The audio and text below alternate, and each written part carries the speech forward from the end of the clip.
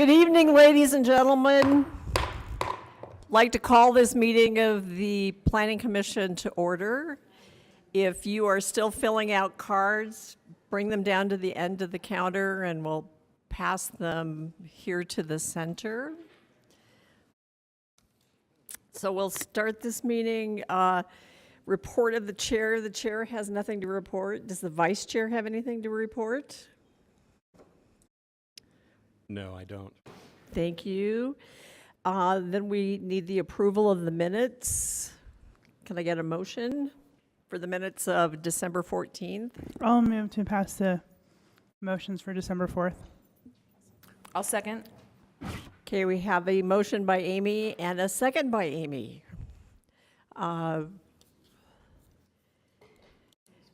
Amy, Amy Berry, Yes.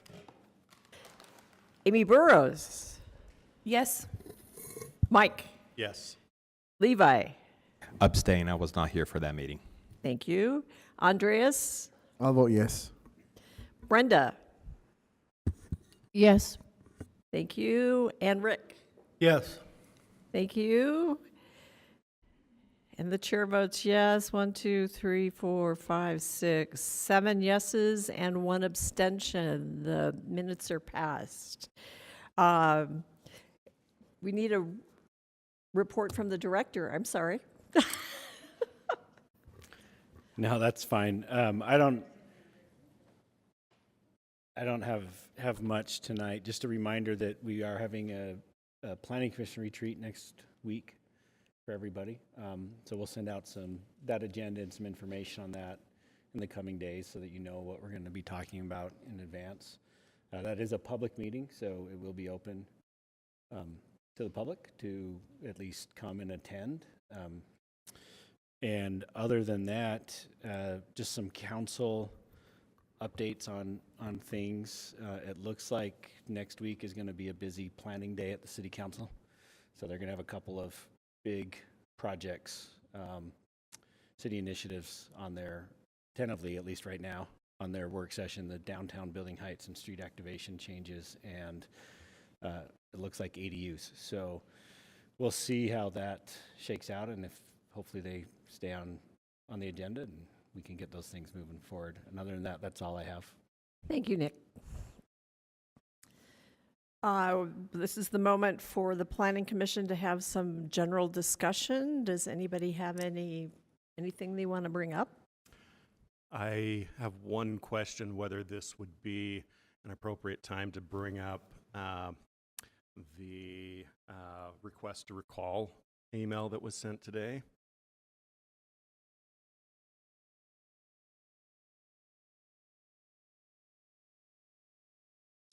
So according to the policies and procedures of the commission, you can recall a motion in 2 different instances. One, at the same meeting where that motion was made, or 2, prior to the minutes being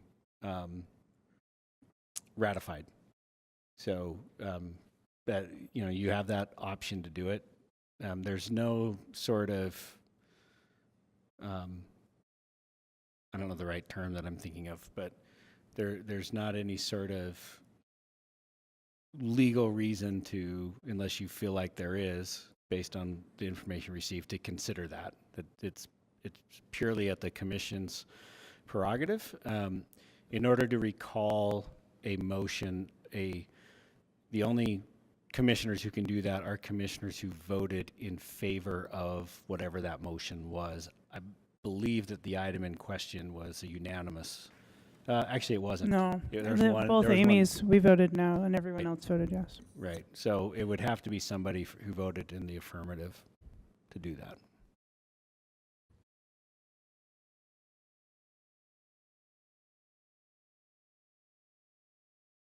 Any other discussion? I mean, Mike, do you want to discuss that further, of like the merits of it? I do have some reservations about how the city's been going about the North Point plan. I think the best way to describe it is that I am disappointed that the city has not instituted a transfer of development rights program that would make it easier for the city to preserve land in that area. But I'm not sure whether we have support at this point to recall that. And yeah, so I'm going to leave it at that.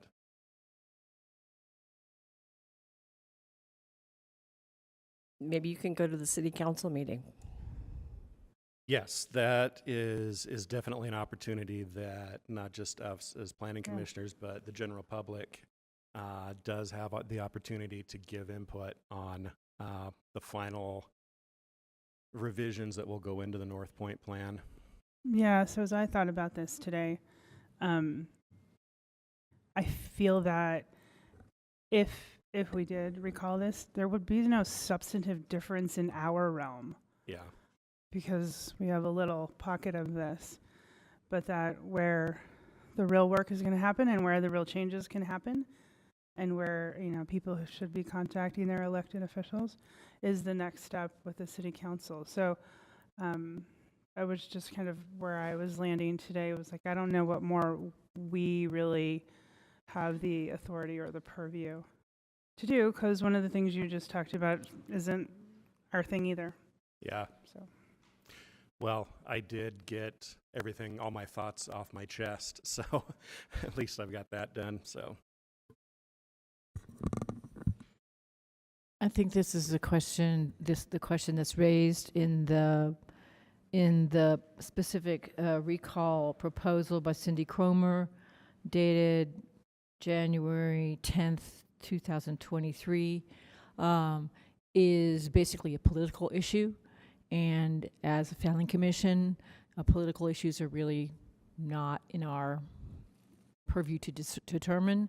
So that's what Amy was saying just now about this being a city council business, I think is the appropriate place for that decision making to happen. Thank you, Brenda. Anyone else have any thoughts? No? Okay, then we'll jump into the agenda. So the first item on the agenda for public hearings is an AD.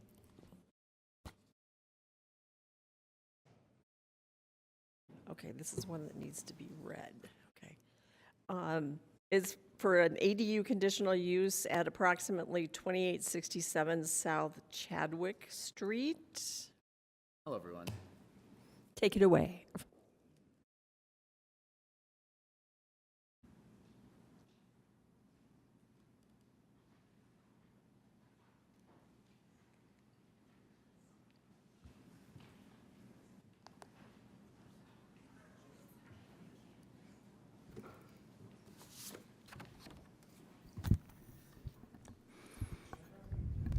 Yep. Hey, how's it going? Good. You can have a seat there.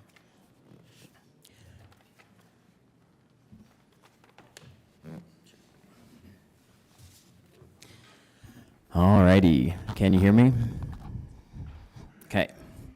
Alrighty, so this is a request for conditional use approval of a 650 square foot detached accessory dwelling unit at 2867 South Chadwick Street. So the subject site is within the R1 7000 zoning district and is surrounded mostly by single-family homes. The ADU will be located in the northeast corner of the subject property behind the principal building. The plans that have been submitted with this application meet all relevant zoning requirements. Staff is recommending approval with one condition, and I apologize for the text-heavy slide. The applicant shall submit building plans for the attached garage and garage for building permit review prior to submitting plans for the accessory dwelling unit. And I'll explain the condition a little bit more on my next slide. So here we are at the next slide. So the current ADU standards limit the size of a detached ADU to 50% of the footprint of the principal dwelling, or 650 square feet, whichever is less. and the current footprint of the principal dwelling is only 850 square feet. So the applicant will be building a new attached garage to increase the footprint to 1,574 square feet, which will allow the ADU to be built to the maximum 650 square feet. Here's the proposed site plan with the proposed ADU and attached garage. Here's a rendering provided by the applicant. These are the proposed elevations, and this is the location of the proposed ADU. Staff has reviewed the proposal and determined that it meets the conditional use standards and zoning requirements, and no detrimental impacts are anticipated, so staff is recommending approval with the condition I went over earlier in the presentation. And that's it for my presentation, so I'm happy to answer any questions, and the applicant is right here if you have questions for him. Okay, does the applicant have a presentation? I think so. No. No, we just rely on what Trevor has done. Okay, any questions for either the applicant or the planner? Okay, sit tight. We'll open the public hearing on this item. Is there anyone in the audience who wishes to speak on this ADU? Judy, come on up. Thanks. My name is Judy Short. I'm the Land Use Chair for the Sugar House Community Council. This house is owned by a woman who's 90 years old, and the purpose is to have a place for her family, whether it's grandchildren or own children, to come and stay when they come to take care of her. They're removing the attached garage and rebuilding it with something that's up to code. The ADU will catch the sun in the winter or shade in the summer. The owner wants to redo the landscape in a dryscape. It's 650 square feet, 1 bedroom, 1 office, and a kitchen living space.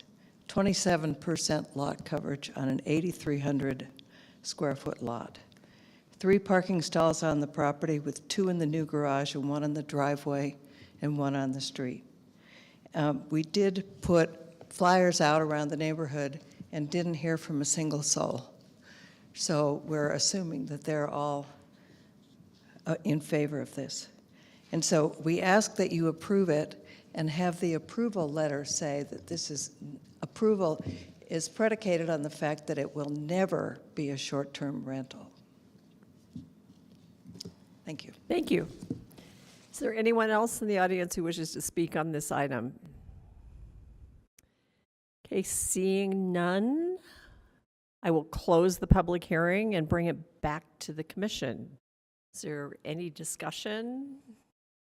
I don't think that it's possible for us to say to an owner that something can never happen on their property. Number one, because they might not own it forever. And certainly if you're a 90-year-old woman, there's a time limit.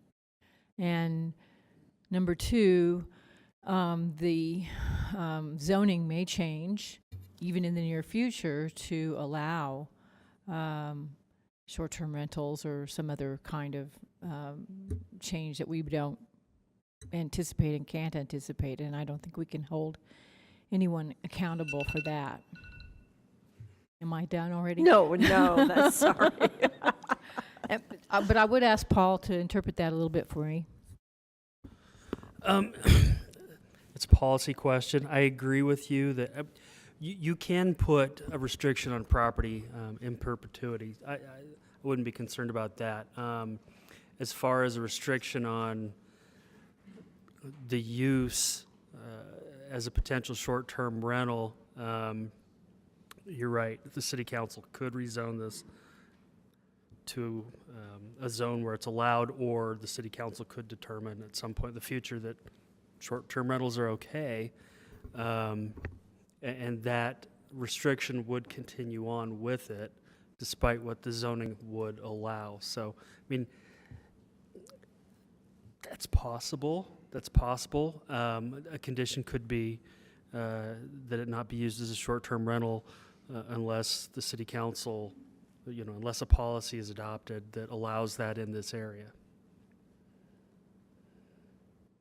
And That it's wouldn't really currently change its restricted, status isn't it? anyway, right? Because it theoretically cannot be used as short-term rental. That is by correct. law It's anyway. already prohibited. So I think a lot of times we like to belt and suspenders things, and just sort of highlight the fact that something's not permitted, and that's okay. And sometimes we're trying to give ourselves tools to work around some of the restrictions that the legislature has put on the ability to regulate short-term rentals. I think we've discussed this before, and we haven't put this condition on other ADUs that we've approved this year. So I think we skipped that on this one. So I'm up for making a motion. Thank you, Amy. Based on the information presented and our discussion, I move that the commission approve this application with the condition listed in the staff report. I'll second the motion. And a second from Rick. Rick. Yes. Brenda. Yes. Andreas. I'll vote yes. Levi. Yes. Mike. Yes. Amy. Yes. The other Amy. Yes. And the chair will also vote yes. So 1, 2, 3, 4, 5, 6, 7, 8 in favor. The conditional use is granted. Can I make a comment real quick? Sure. We've now discussed on the record, it will be in the minutes, that this property, all ADUs in Salt Lake City at this time cannot be used as short-term rentals. That's the rule. So we rely on enforcement of that. So everybody be on board. Okay. Ready. Thank you. Okay, our next item is the zoning map amendment at approximately 2760, 2828, and 2800 North, 2200 West. Case numbers PLN PCM 2022-00699, PLN PCM 2022-00700, and PLN PCM 2022-00701. Diana. That was a lot of numbers. There was a lot of numbers. Hello, good evening. Are your applicants here? The applicants are here. Would you like them to be at the table? Yeah, we'll bring them up because we won't do questions between the two of you.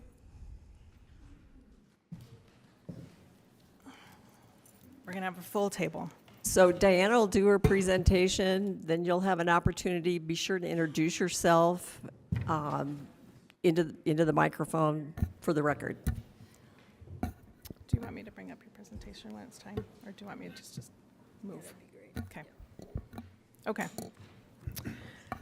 So as you mentioned, this is a zoning map amendment application of 3 applications that occurred because the property owners were different at the time that they made application.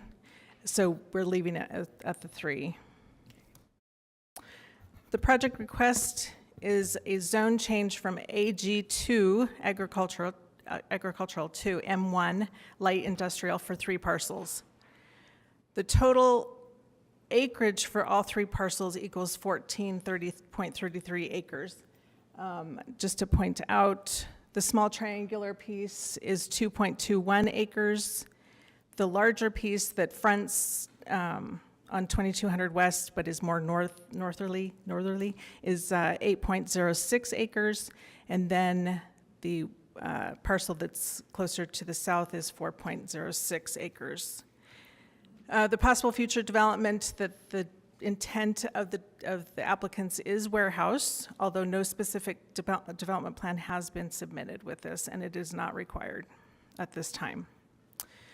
The recommendation by staff, based on the findings and analysis in the staff report and the factors to consider for zoning map amendments in 21A.50.050 of the zoning ordinance, planning staff recommends that the Planning Commission forward a positive recommendation to the City Council regarding this proposal. Just to get you familiar with this property, it does sit, anything that is not labeled is county property, just to let you know that straight off. This property does sit in the AG2, and most of the property around it, and we're talking hundreds of acres, are zoned BP or M1. There's a little bit of M1 down a little bit further off the screen that you can't can't see, but again, most of it is business park or already light industrial, aside from that piece that the property is in, the subject property. Key considerations that the planning staff looked at for this recommendation to you and to the city council. The number one thing was the adjacent land uses and zoning. So, as mentioned, most of this area is business park zoning.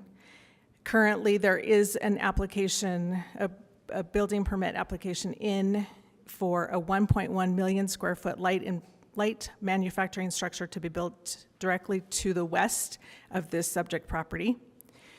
There is residential zoning immediately to the south. The property, I'm going to go, oh, that's okay. The property to the north is agricultural zoning, and that is in the jurisdiction of Salt Lake County. And then to the east is the I-215 freeway and Legacy Freeway. As you know, the city proposed a North Point small area plan. Just recently, it came to you last month on December 14th. That North Point small area plan has a vision. That vision is to balance the anticipated growth of light manufacturing uses with existing residential and agricultural uses in the area. There have been protective design guidelines that were set up within the plan that will help mitigate negative impacts to preserve the area character and sensitive lands. In addition, there have been design standards for setbacks and buffers from development to reduce impacts to open space, habitats, wildlife, and the residential properties. There also has been a setup of, in order to cluster the buildings in the lots, keeping development disturbance to a minimum. Additional considerations that need to be realized in this, within this application is the fact that there is BP zoning, which is business park zoning, across the way to the west, and that's over 400 acres of land that has been zoned that since the early since 1995. The purpose of the BP zoning is to provide an attractive environment of modern offices, light assembly, and warehouse development. So that's already in place right now. And again, to reiterate, the property directly to the west, which is zoned BP, does have that 1.1 million square foot light manufacturing structure to be built, and that is in process. This is the conditions, existing conditions of the property. This is an aerial overlook of all three parcels. To the applicant's knowledge, it has not been farmed for many years. The larger of the three properties seems to have been, when looking back on dated aerials, it looks like it's been used primarily for vehicle storage and equipment storage. The triangular piece in the far east of this section has not been used. When I was out there, it looked like it had native vegetation. I don't know that anything's been stored on it. That might be something for the landowner or the applicant to see if they've found out anything about that. Again, to reiterate, staff finds that the proposal complies with the factors considered for a zoning map amendment. Based on the findings and analysis in the staff report and the factors to consider for zoning map amendments, planning staff recommends that the Planning Commission forward a positive recommendation to the City Council regarding this proposal. Do you want me just to go straight into their presentation? Okay. Okay. Or do you want any questions of me, of staff? Okay. Okay. Really close into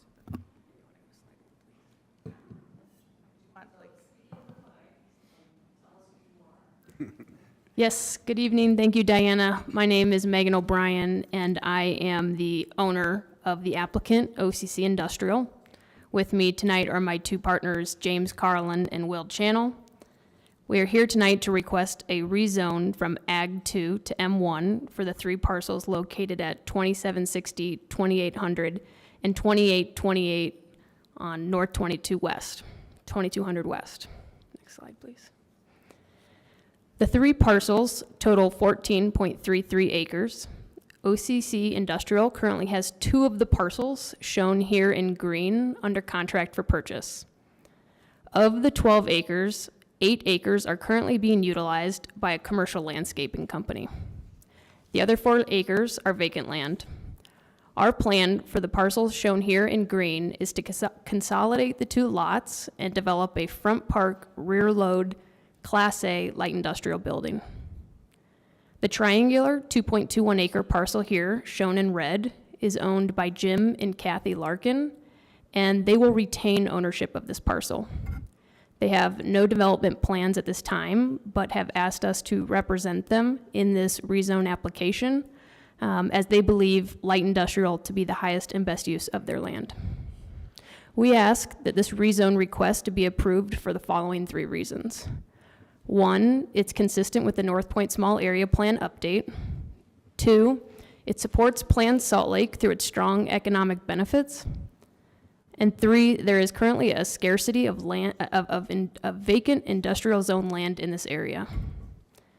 I'll go into each of these reasons in a little bit more detail on the next few slides, then discuss our community outreach to date, and then open it up for questions. Next slide, please. The 3 parcels are all located within District 1 of Salt Lake City. More specifically, they're located within the North Point Small Area. Per the guidance of city staff, the timing of this application is following the North Point Small Area Plan update, which on December 14th, Planning Commission approved a positive recommendation of the updated plan to City Council. All 3 parcels we seek to rezone are identified in the plan update future vision map as transitional. The transitional area is defined as light industrial development that will be subject to new design standards to mitigate the development impacts on neighboring parcels. Some of these standards include setbacks and buffers, habitat mitigation standards, water-conscious development guidelines, and airport conflict mitigation efforts, all of which we recognize our development will be subject to comply with. And that is given that our rezone request will not go to City Council until after the adoption of the North Point Small Area Plan. Overall, our rezone request is consistent with the future vision of this area, and our development will comply with the new development standards outlined in the updated plan, which received a positive recommendation from Planning Commission on December 14th. Next slide. This rezone request supports Plan Salt Lake through its strong economic benefits. One of the plan's key guiding principles is to have a balanced economy that produces quality jobs and fosters an environment for commerce, local business, and industry to thrive through key initiatives. 3 of the key initiatives include: 1, support the redevelopment plan of the Salt Lake City International Airport; 2, to create an industrial fulfillment center; and 3, to support the growth of industrial areas in the city. This rezone request will support all 3 of those initiatives by allowing for additional industrial development that will create new jobs, increase property taxes, and bring in new critical infrastructure to the area. Next slide, please. There is a scarcity of industrial zone vacant land in this area. Industrial developments are typically airport-centric. If you look at an aerial of the US, most major cities' airports are surrounded by industrial buildings. And that's because cities typically don't want to have residential near airports for noise and safety reasons, but also because industrial users want to be near airports as they offer great logistical benefits to businesses. Salt Lake City is no exception. Salt Lake City's industrial market is comprised of 6 quadrants. The northwest quadrant, which is home to the Salt Lake City Airport, is in light blue on this map, and it has 100 million square feet of industrial product. That's about 70% of all the industrial throughout Salt Lake City. The vacancy rate is 3.3%, which means the entire area has approximately 3.5 million square feet available for lease. And while that might sound like a large number, for context, in 2021, over 10 million square feet of leases were signed throughout Salt Lake City. The lack of available industrial land in this area has led to new construction not being able to keep up with tenant demand. And this has led to several years of soaring rental rates. Over the last year alone, rental rates have increased by 21%, and small businesses are taking the brunt of this problem. Less than 10% of new development in the northwest quadrant was less than 200,000 square feet. And of that new development in the smaller size range, only 50,000 square feet is available today. Now, I know this is a lot of data, so thanks for bearing with me, but the punchline here is that there is a significant lack of industrial supply product in Salt Lake City, and specifically in the northwest quadrant, that is causing rental rates and operating expenses for businesses to skyrocket. And this is largely due to the scarcity of vacant industrial zone land available to develop. Next slide, please. So why rezone? In short, we think this rezone is appropriate for 3 reasons. 1, our rezone request is consistent with the North Point future vision for this area that was approved on December 14th. 2, it supports Planned Salt Lake through job creation, increased property taxes, new infrastructure, and growth of industrial areas in the city. And 3, there is a scarcity of industrial zone vacant land in the area available to develop that is creating an unsustainable rent inflation for small business owners. Next slide, please. We began our acquisition efforts back in March of 2022, and over the last 10 months, we've done our best to engage with the local community and truly understand this area. We've worked closely with city staff, specifically Diana Martinez, Chrissy Gilmore, and Nick Norris. We have met with most of the city council members, including District Representative Councilwoman Petro Eschler. We've gotten to know many of the residents and the business owners in the area. We sat on the steering committee for the North Point Small Area Plan, attended their open houses and public input meetings. We participated in the West Point Community Council meetings where we had a Q&A with the public regarding this rezone request. And just last month, we participated in the Planning Commission hearing for the North Point Plan. We have made a deep and concerted effort to engage with the local community so that if this rezone request is approved, we will move forward with a development that will best serve and meet the needs of this area. Next slide, please. Thank you, Diana and city staff, for all your support over the last 10 months, and thank you, Planning Commission, for your time and consideration this evening.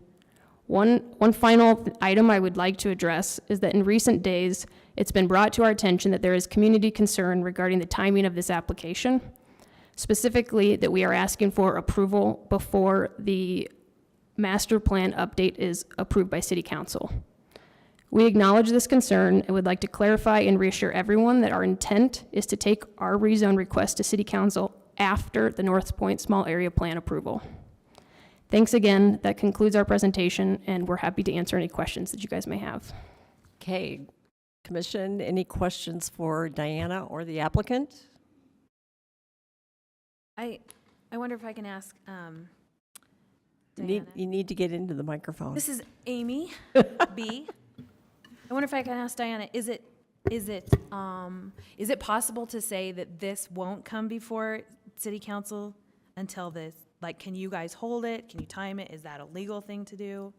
Do we need to table it if that's important to us? No, correct. So at this moment, the North Point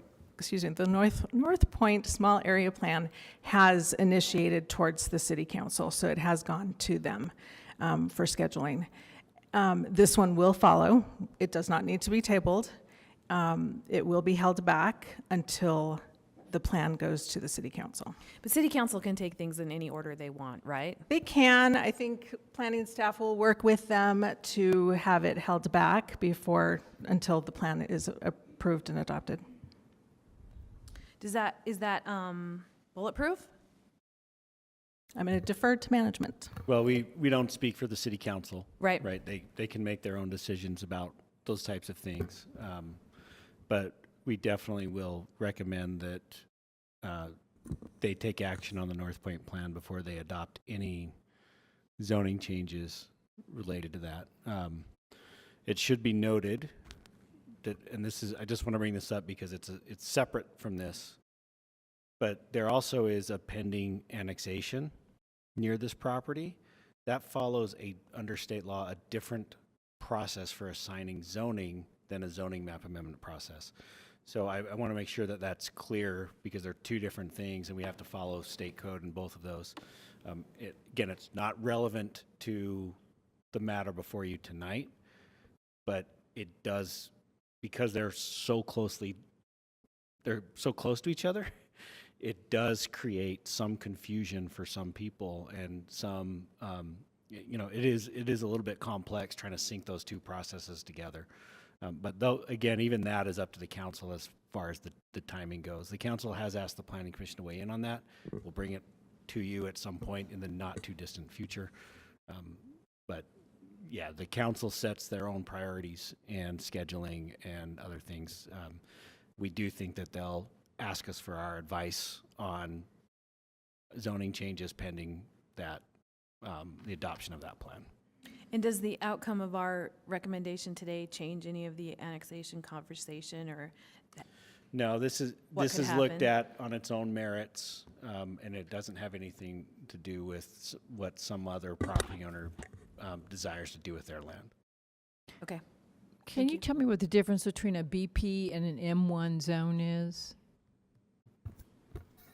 I may need to refer to or defer to management because I don't have that. The uses itself are different for what, because business park is, I'm gonna defer. Yeah, because I that's don't have fine. it in front of me. Yeah, there's a couple of key differences. The primary difference, like Diana was mentioning, are in the land use tables.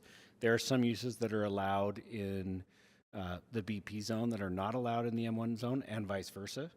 And then two, in the BP zone, there is an open space requirement. So a certain percentage of the property under a development has to be identified and maintained as open space.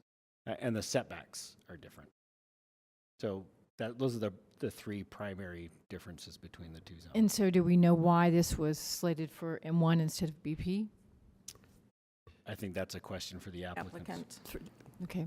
Yeah, so given the size of the lots in this area, with the BP setbacks, each individual lot is so small that you really couldn't put an industrial building on it very efficiently. And so it's primarily due to and to correspond with setbacks. Anyone else have questions? Brenda's thinking. Well, I'm also thinking about the properties that are actually fronting 2200 West that are not yours, that your property surrounds. What are those? Those are ag, AG2. I know they're zones. AG2. What are they? Oh, residential. Okay. Sorry, I apologize. Thank you. Anyone else? Okay, hang in there. Okay, we will open the public meeting on this item. There are a lot of cards here, so we're going to let Mike be the baseball caller over here. So we'll have somebody speaking. We'll let you know who's next, and then the next person, to try to be as efficient as we can with getting people in and out. And if people are in the overflow room, that'll give them a chance to get over here before it's their turn to come up. So first, is there a representative of the community council? Okay, I don't see one. I did see Dorothy. It was There is. Dorothy Owens. I thought I He- saw her, yeah. but I'll go look for her. okay. I think she's on her way.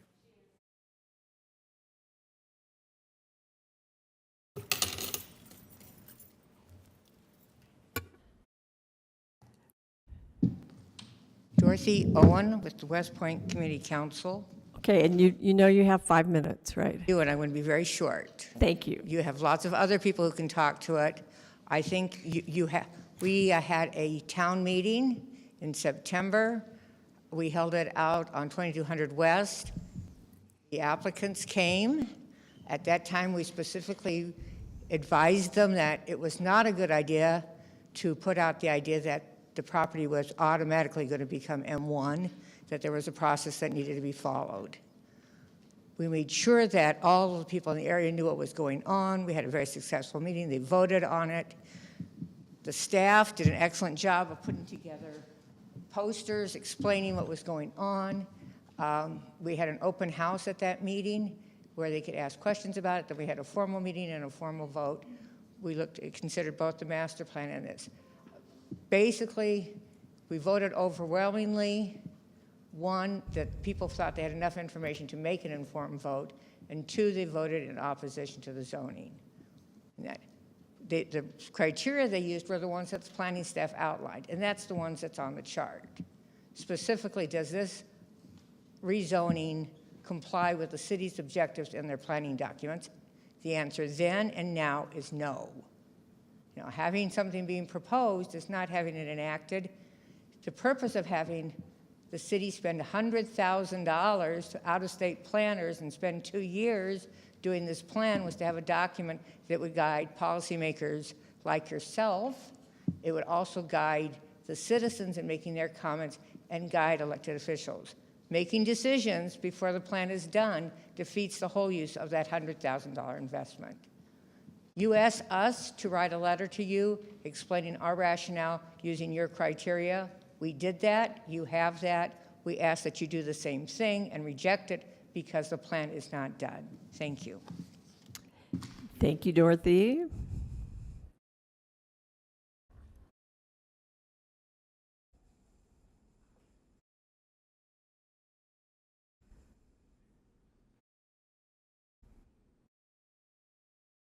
Okay, I want these people to line up. Janice Sugiyama. Judy Short, oh no, Judy's for the ADU. Oh, whoops. Judy, you don't have to come back up for this. Chris Souther. And then Brian Monch. And I have one card of someone who doesn't want to speak, so I will read that card.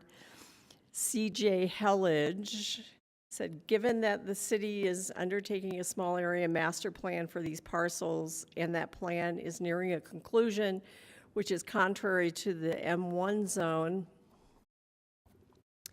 the commission should deny this zoning request. At the very least, it should be postponed until after the city is complete with the small area plan. This zoning is, if approved, a complete disregard to the existing neighborhood, the ecosystem of the Great Salt Lake, and the surrounding West Side neighborhood, which must fight this kind of degradation constantly. Do not rezone my neighborhood. Okay, these are the done ones. Janice. Come up to the podium. You'll have 2 minutes. Okay. And state your name for the record. My name's Janice Sugiyama. I've been a resident in Salt Lake City for over 20 years.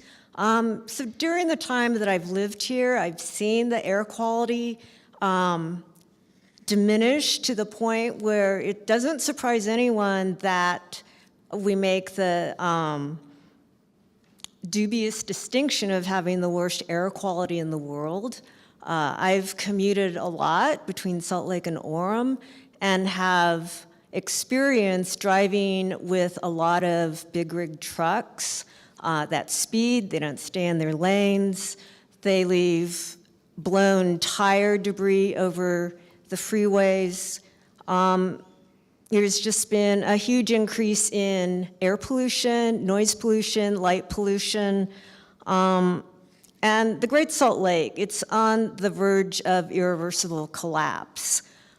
This impacts humans, the health of humans who live nearby, and it's one of the most important stopovers for migratory birds.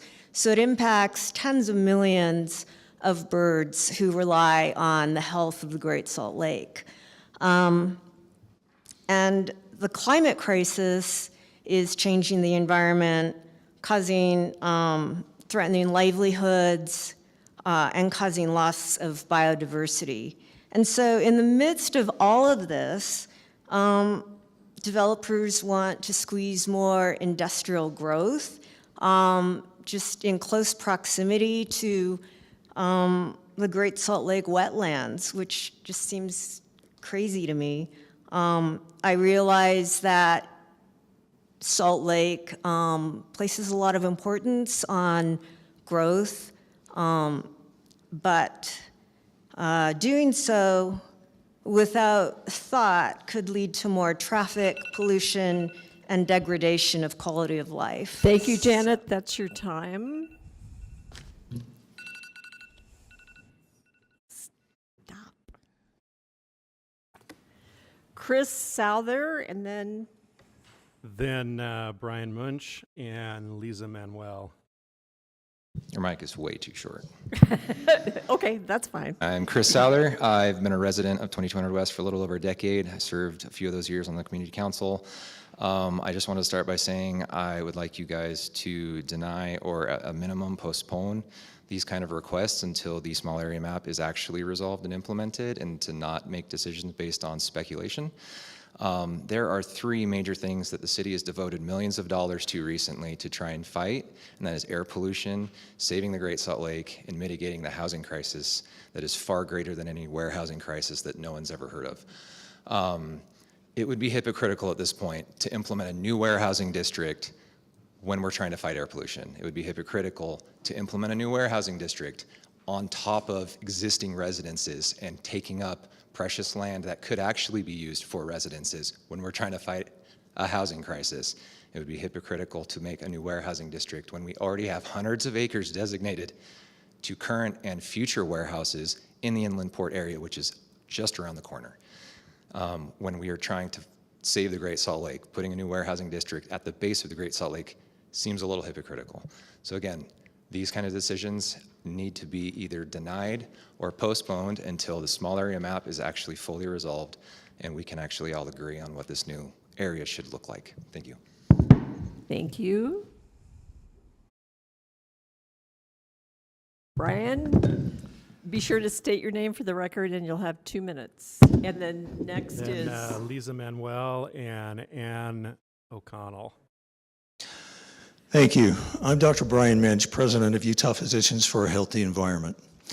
Regarding the air pollution consequences of this decision, the baseline exposure of everyone on the Wasatch Front includes the winter inversion pollution we're all familiar with, high ozone in the summer for multiple reasons, including the gradual hotter temperatures from the climate crisis, wildfire pollution often lasting for months in the summer and early fall, and periodic dust suspended from the Great Salt Lake bed. Research estimates that the human cost of all that pollution may be up to 8,000 premature deaths in Utah every year, an average loss of life expectancy of about 2 years, and higher rates of the following: virtually every type of lung disease, heart and blood vessel disease, impaired brain development, decreased cognition and memory, neurologic diseases like Alzheimer's, neurodevelopmental disorders like autism, transgenerational chromosomal damage, impaired fetal development, every type of poor pregnancy outcome, including stillbirths and birth defects, cancer, and more.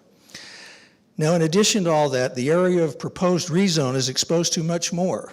Dust from the Beck Street gravel pit, pollution from the oil refineries and all the trucks associated with them, the traffic from I-15 and Legacy highways, and UDOT's plans a massive expansion of that freeway, and pollution from the airport, which is also slated for expansion. Now, if you add to all that pollution from the hundreds of diesel trucks going in and out of each one of these warehouses, the only conclusion is this: you have created a new pollution nightmare on top of an existing pollution nightmare.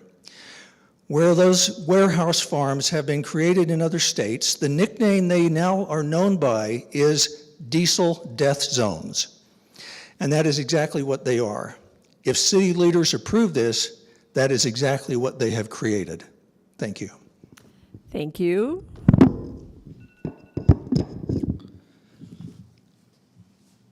Lisa Manuel, and then Ann O'Connell and Heather Dove. Good evening. I am Lisa Manuel, and I respect the fact that the Planning Commission is limited in its purview. However, when the Commission makes recommendations regarding this upzoning to the City Council, it will be appropriate for the Commission to identify issues meriting close scrutiny. I ask for 2 such recommendations. The City Council should consult with the City's Division of Public Utilities regarding the costs of providing water and sewer services to this fragile and logistically awkward area. Second, please ask the city to conduct an environmental assessment of the area before authorizing such a large-scale construction jamboree. A dubious argument put forth by those who would profit from this rezone is that the city will enjoy benefits of higher property taxes as land values soar. The true cost benefits need to be analyzed. Much of this area has little in the way of city infrastructure. Current residential property owners have invested in wells and septic tanks because the unique logistics associated with providing city water and sewer services make costs unaffordable. Following an approved upzone, the city would lose control over environmental damage to the area. Construction projects would not be approved on an individual basis. The question, how many warehouses are just too many, would not be asked. An environmental assessment is essential before the damage begins. Thank you. Thank you. Next up is Ann O'Connell, and then Heather Dove and Natalie Thompson. Ann O'Connell of Salt Lake City, resident. I'm speaking here on a very narrow topic. I'm in favor of retaining agricultural zoning. I'm going to pass on a little apocryphal story that I learned at the Utah legislature from the Natural Resources, Agricultural, and Environment Committee, which was studying our agriculture maybe 30 years ago. And I heard this little story, again, perhaps apocryphal. A man there who had served in World War II in Italy asked of an Italian that he ran into, a non-combatant, about the fact that they built their houses up on the sides of hills. Seemed awkward to him. He said, why not down where it's flat? Perhaps he was a builder. The response was, of course, we don't build on our prime farmland. Now, the farmland in question here is not prime, I'm sure, but it is about all we have left. It would be an egregious error and immoral, in my mind, to change the zoning on any farmland in this valley. Thank you. thank you. Heather Dove. Followed by Natalie Thompson and Jan Ellen Burton. Please introduce yourself, and you'll have 2 minutes. Hey, I'm Heather Dove, and I'm president of Great Salt Lake Audubon, and I'm speaking on our members' behalf.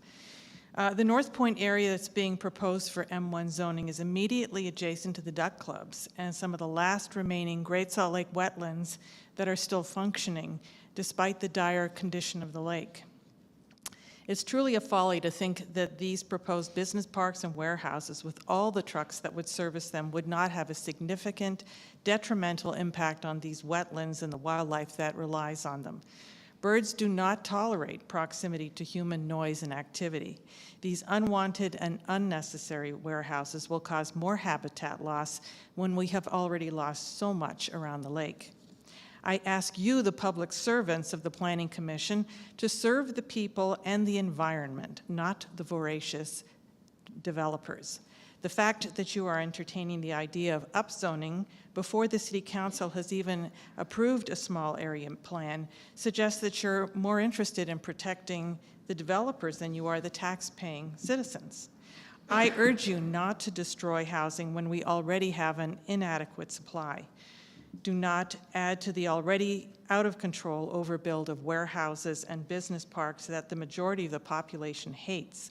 These warehouse developments have grave environmental costs and should not be considered to be light on the environment, especially so close to the lake, the Jordan River, and wetland habitat. This is especially important in light of the state doing everything in its power to save the lake. Serve the people you represent, not the developers who will do the very least they can get away with in order to improve their bottom line. Please serve the people, protect the environment. Do not approve this M1 upzone. Thanks. Thank you. Next is Natalie Thompson, and then Followed by Jan Ellen Burton and Daniel Strang. Hi, I'm Natalie Thompson. I actually am a resident that resides on 2200 West. And as residents of North Point and living on 2200 West, we oppose the proposed amendment to upzone 3 parcels from Ag 2 to M1.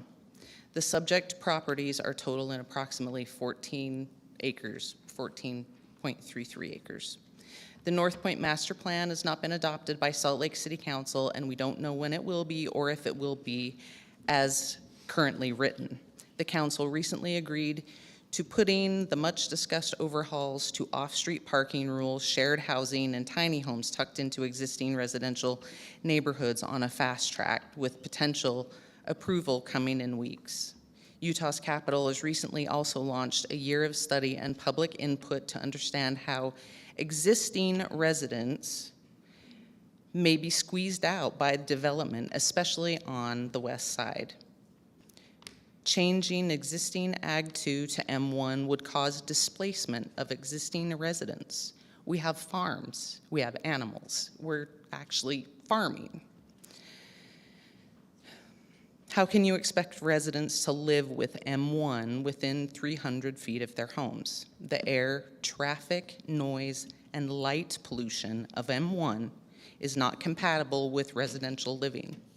Not to mention the improvements to 2200 West will not be completed for up to 2 years. The business park that is currently underway in the area has agreed to build another road on 3200 West to accommodate the residents on 2200 West. Only a smaller road from 2200 West for necessity. Currently, semis use narrow 2200 West, and if 2 semis pass on this road simultaneously, because it's a farm road, one of them has to drive off of the road, which is extremely dangerous to cyclists or community people going on walks. thank you, Natalie. That's your time. Next is Jan Ellen Burton, and then Daniel Strang and Lisa Mountain. state your name for the record, and you've got 2 minutes. I'm Jan Ellen Burton, and I live in Salt Lake City. And to my way of thinking, changing zoning to allow for more warehouses to be built in this area is a disaster plan from a human, environmental, and economic standpoints. The people residing in this area, as they have indicated, will no longer be able to continue their way of life. They will not be able to look out at fields which help support the Great Salt Lake and its ecosystem. The bird population will suffer, and the birds are responsible for seeding approximately 60% of flora in our Western Hemisphere. Water will be polluted. A close look at the stormwater drainage systems of the existing warehouses in the proposed port area will testify to that. People in other areas of the country are aware of the problems with the Great Salt Lake and the disaster which is looming upon us. It is national news. The Tribune has indicated some businesses have become wary of moving here because of the anticipated devastation, which can seriously compromise the health of individual family members. Our rapidly expanding economy may rapidly decline, as has happened in other areas of the country where warehouse districts have taken over. It is incredible to me that the zoning change is being considered when there is no master plan to support the viability of a warehouse development in this region. UEPA touted sustainability in their business plan, and there was none. There is only increased degradation, and this plan will certainly help seal the fate of the Great Salt Lake. Oddly, it's as though the city is racing to destroy the lake in the fewer than 5 years. We may have to halt its projected rate of demise. Thank you. Thank you very much. Thank you. Next is Daniel Strang. Then Lisa Mountain and Gary Banford. Thank you. It's actually Daniel Strong. I just have bad handwriting, so sorry about that. I represent the West Side Coalition. That's a group that includes representatives from all 6 West Side community councils. We advocate for the health, safety, and quality of life of West Side residents. We put together a value statement earlier this year about economic development. We understand the development's coming to the West Side. We try to lay out the things that we value when it comes, and those are things that empower our community members, that build wealth in our community, and that add neighborhood amenities. And of course, housing is another piece of that. We have a separate value statement there. But our feeling is that this proposal really serves none of those goals and therefore does not align with West Side values. The proposed addition of more warehouse space along 2200 West does not achieve those things. It's especially disappointing because this area was carved out of the inland port boundary, specifically because of its uniqueness and the opportunities it presents for the neighborhood. So to see it become sort of a port light because developers sense an opportunity due to its proximity to the port that is coming is especially disappointing. Notably, Ben Hart, the director of the port, wrote a letter that I think you've received today saying that there are plenty of warehouse space coming to the port area itself and that we should be cautious with adding more along these neighborhoods. Again, we recognize that growth is coming to the city and to the West Side and that we must accommodate that growth. The neighborhood can't stay the same forever, but there's a wide array of options between its current agricultural use and a warehouse district. We'd encourage the commission to explore those options, explore what's in between. The small area plan is one way to do that, and we're working with the city to try to correct some of the issues we have with that plan, and hopefully we can do that before it's finalized, and we hope that this process wouldn't jump that process. Thank you. Thank you. Next is Lisa Mountain, and then Gary Banford and Cindy Cromer. Hi, I'm Lisa Mountain. I've been a resident of Salt Lake City for the past 25 years. I'm also a member of a group based in the First Unitarian Church of Salt Lake City that's focused on efforts toward saving the Great Salt Lake. I've never done this before. I'm a little nervous, so I'm going to read.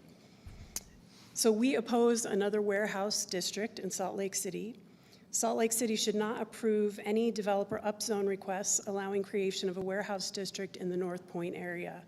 The damage this kind of development will do to existing residents, Great Salt Lake wetlands, and our air quality is not in the public interest.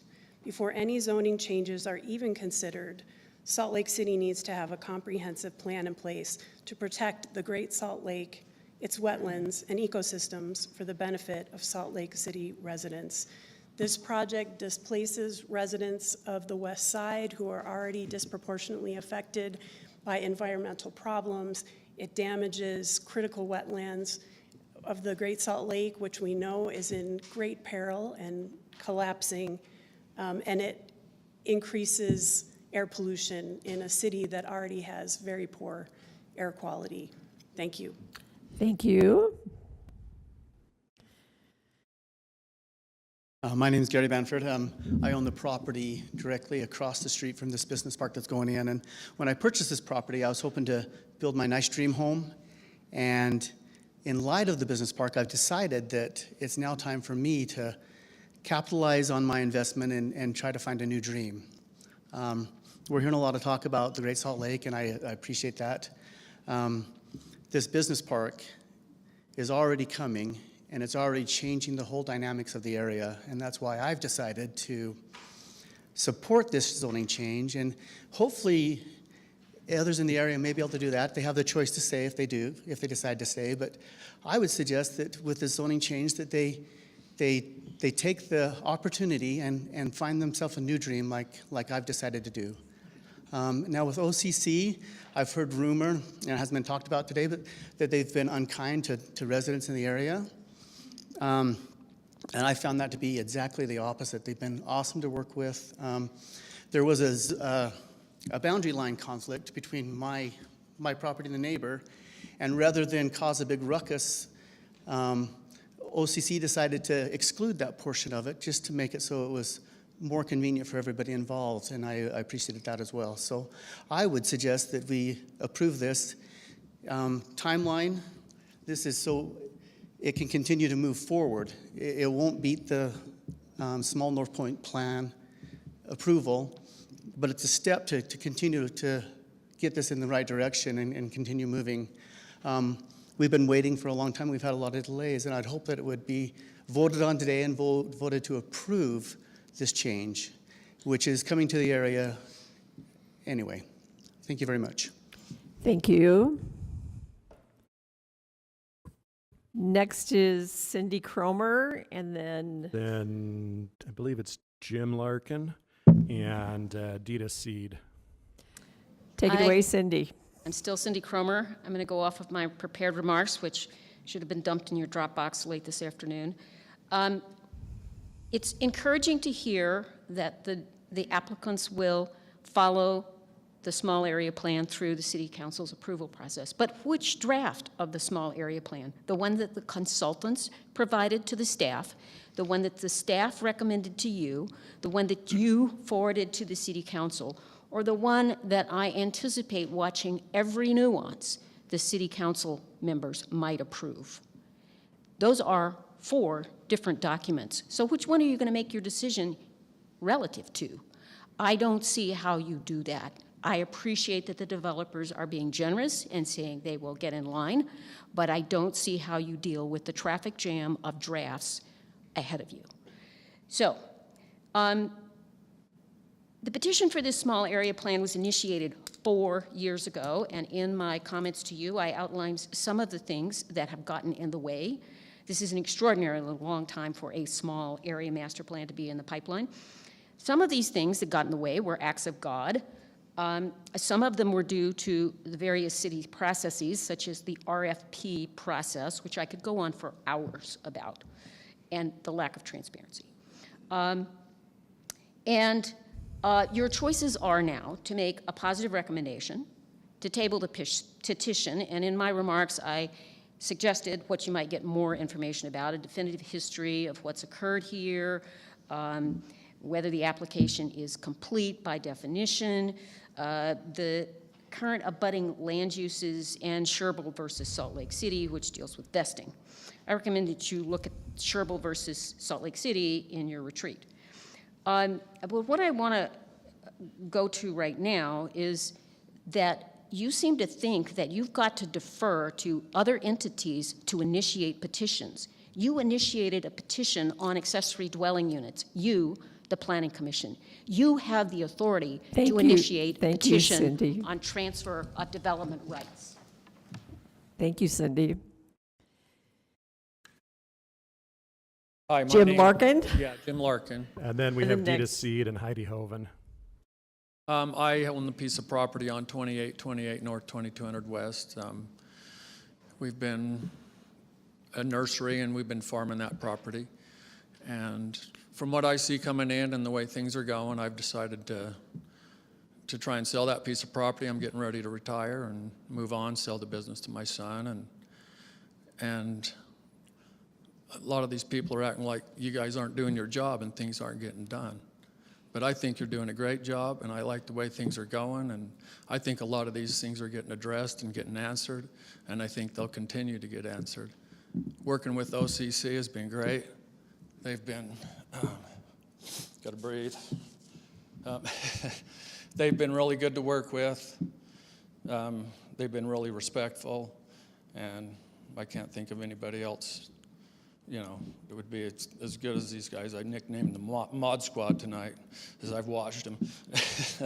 They've really been awesome. So I really think that leaning towards the M1 zoning is what I'm in favor of. Thanks. Thank you.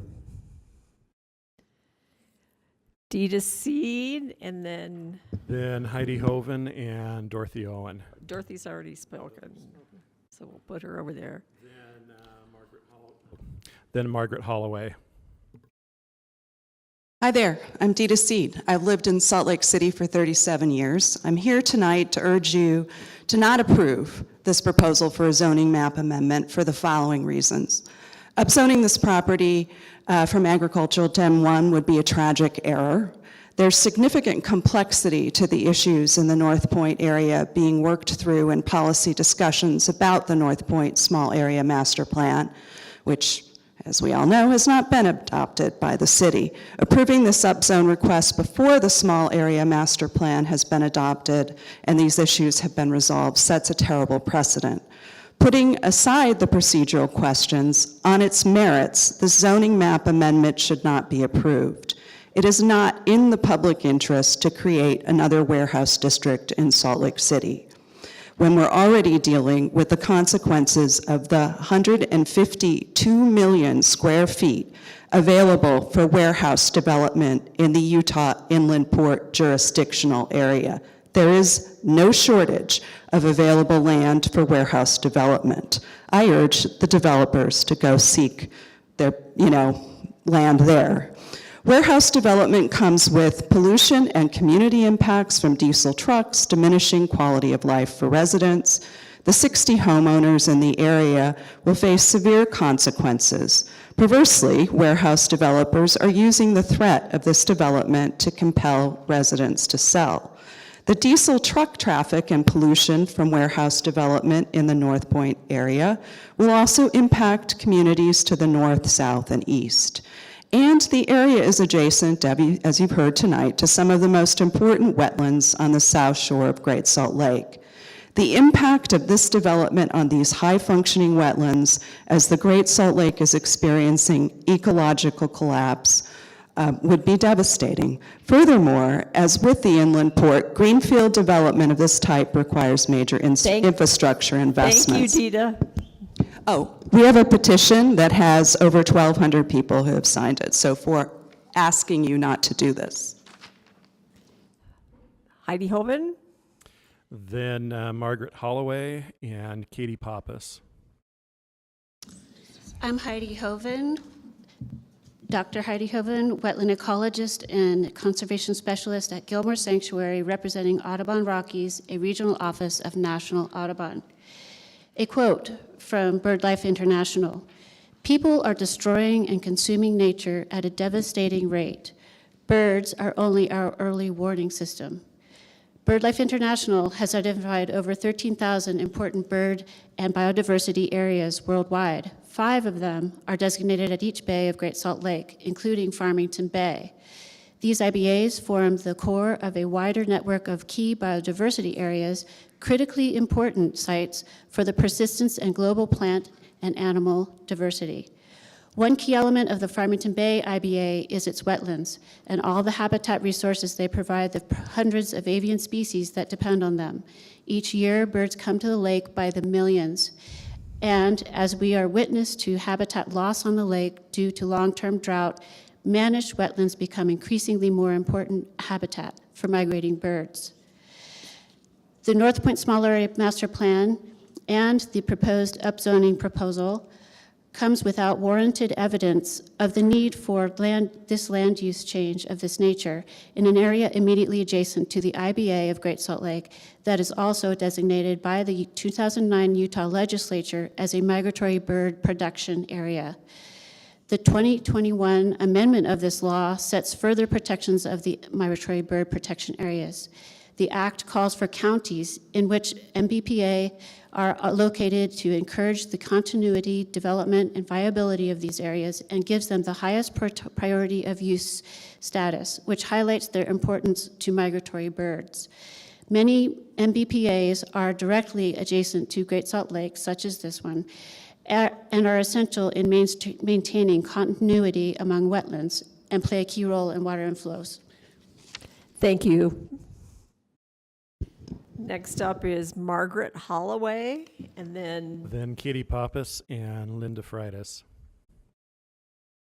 Hi, I'm Margaret Holloway, and I live over in the Rose Park area, and I've been going along 2200 West for about 15 years, watching the bald eagles over there. I've really enjoyed it. It's been always a piece of quiet. But I heard what you guys said, that that area lacks manufacturing, that area lacks jobs, that area lacks money. I work for a manufacturing company that's been in business for 78 years. And I was just curious, I was reading the Enterprise today on how many more new businesses are going to get government money. The governor's office going to pay to bring more businesses. And I wanted to know if that was part of your plan to get government money to build a manufacturing for that area. Plus, warehouses do not create good paying jobs, even though the state and everybody tells us they are, because a lot of them are run by robotic forklifts. You go over there and we also do projects. I work for a steel manufacturer. And we build things. We've had people come in to order things from us that are building those warehouses over along 80. They say they're not being rented. All they have to do is put a for lease sign in it, and they do not have to lease them. They can run them off as bad debt for decades. So they're not planning on doing it. It's just an investment so they can write it off on their books. Not saying that you guys would do that, because you probably already have the warehouses that are already over there. I'm not saying that. But why would you take a piece of land, beautiful flat piece of land, because it's easier?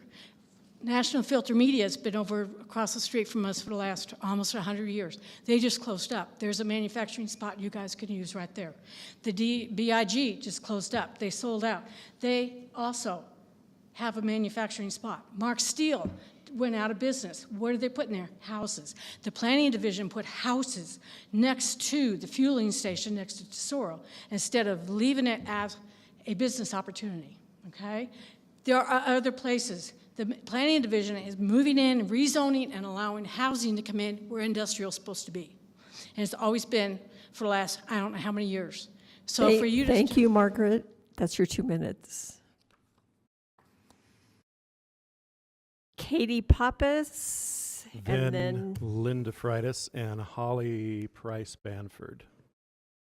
Hi, I'm Katie Pappas, and I live in Salt Lake City.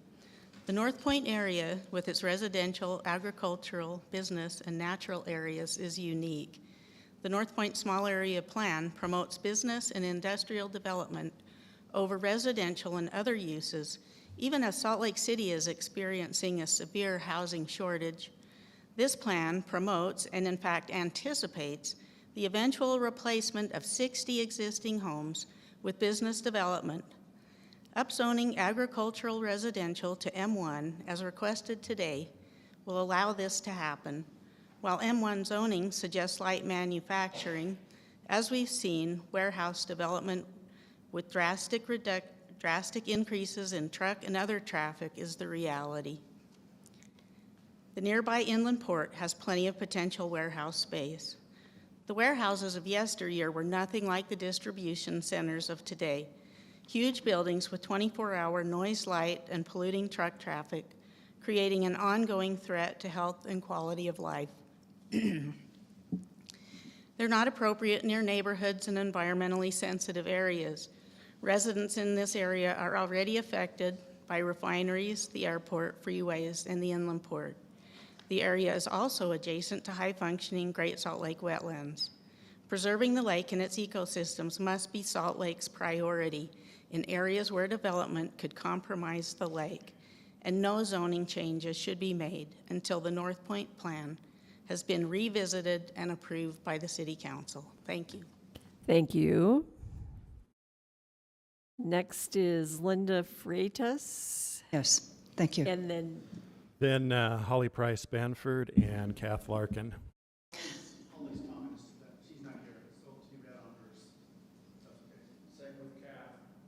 Okay, we will read both of those then.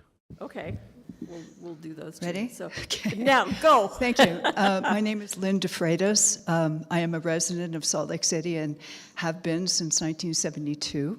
I am the executive director of Friends of Great Salt Lake, a membership nonprofit organization that works to preserve and protect the Great Salt Lake ecosystem through education, research, advocacy, and the arts. In our continuing work on behalf of the lake, one of the key threats to its ecological viability and ecosystem services is the related impacts that come from development on and around the lake. As such, we rely on the integrity and implementation of planning tools that in principle and in practice will prevent arbitrary and capricious decisions. Believing in the integrity of planning tools like Plan Salt Lake that champions sustainable growth and development and includes minimize our impact on the natural environment as one of its guiding principles, we would expect the city to stand by what Plan Salt Lake and the community are advocating for, which is why I'm here. Why is the Planning Commission considering a proposal to amend the zoning map of the North Point community from AG2 zoning to M1 to promote warehouses before the North Point master plan has even been adopted? Why is the Planning Commission even giving community airtime to a proposal that will certainly translate into a land use that will undermine the inherent values that the North Point community identified in its plan to help it determine its own future? And why is the city willing to create one more hurdle for Great Salt Lake to contend with by creating more impacts to water, wetlands, and uplands as it struggles to survive under these challenging times? On behalf of Friends of Great Salt Lake, I urge the city to take a step back and do the right thing by suspending action on this proposal to amend the zoning map of the Northwest community. Do it for the future of Salt Lake City, the future of the North Point community, and the future of Great Salt Lake. Thank you. Thank you. I will read the comments from Holly Price Banford. She's grateful to the Planning Commission. I hope that you will see the wisdom in the rezone and vote in favor with no additional delays. And Kath Larkins is speaking in favor. She wishes to support the rezone. Then next up would be Laureen Griffith. And then Isaac Lindstrom and Heidi Hoven. Heidi Hoven's already spoken. Oh, we must have two cards in there. Hello, ladies and gentlemen. Thank you for having me here. My name is Lauren Griffith, and I've been a resident of Salt Lake since 2014. It's no secret that the air quality in Salt Lake is quite terrible. Salt Lake City air quality has never met federal attainment levels for ozone or 24-hour PM 2.5 pollution. Currently, there are 601,131 residents that fall into the category of being especially threatened by the city's unhealthy levels. These include, excuse me, children, the elderly, and those with heart and lung diseases.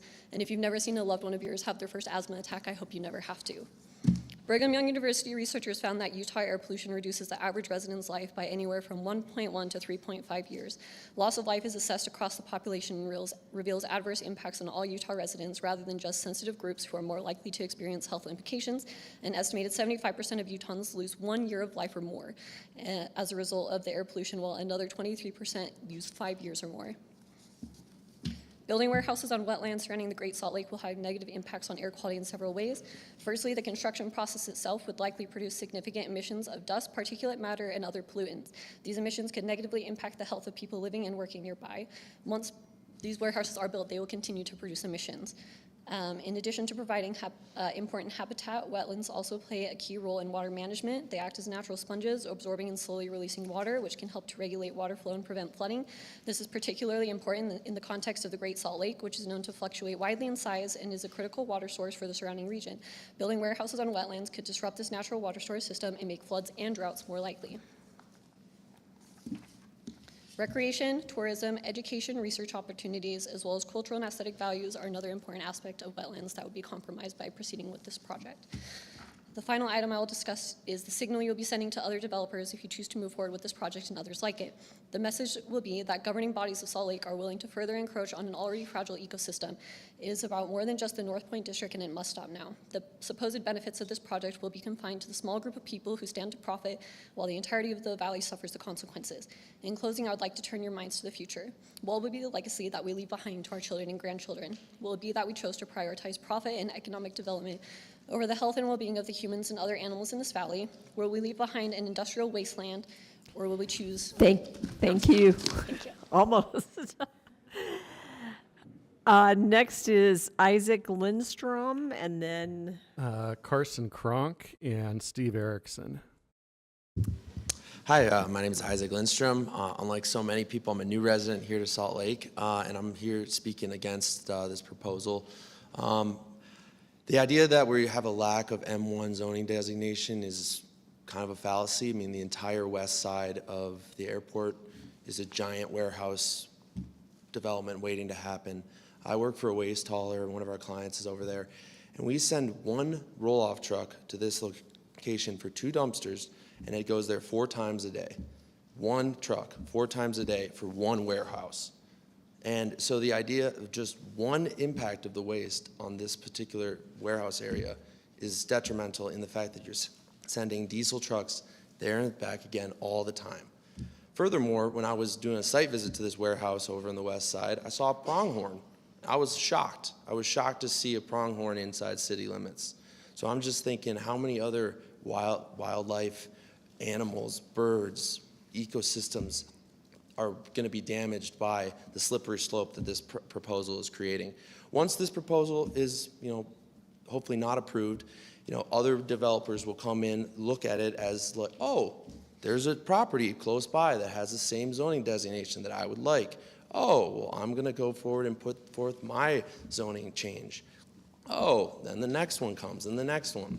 And so it's just this very slippery slope that I think needs to be put a kibosh on, because there is so much warehouse development over west of the airport. It's going gangbusters. Frankly, I can't even get to work right now because they're building a warehouse and they're developing the road and putting sewer underneath it, so I can't even get to work normally. So I'm concerned about the environmental impacts. I'm concerned about spending public money to build infrastructure for warehouses, and I'm concerned about the fallacy that is this depleted resource that is warehouses. So, thank you. Thank you.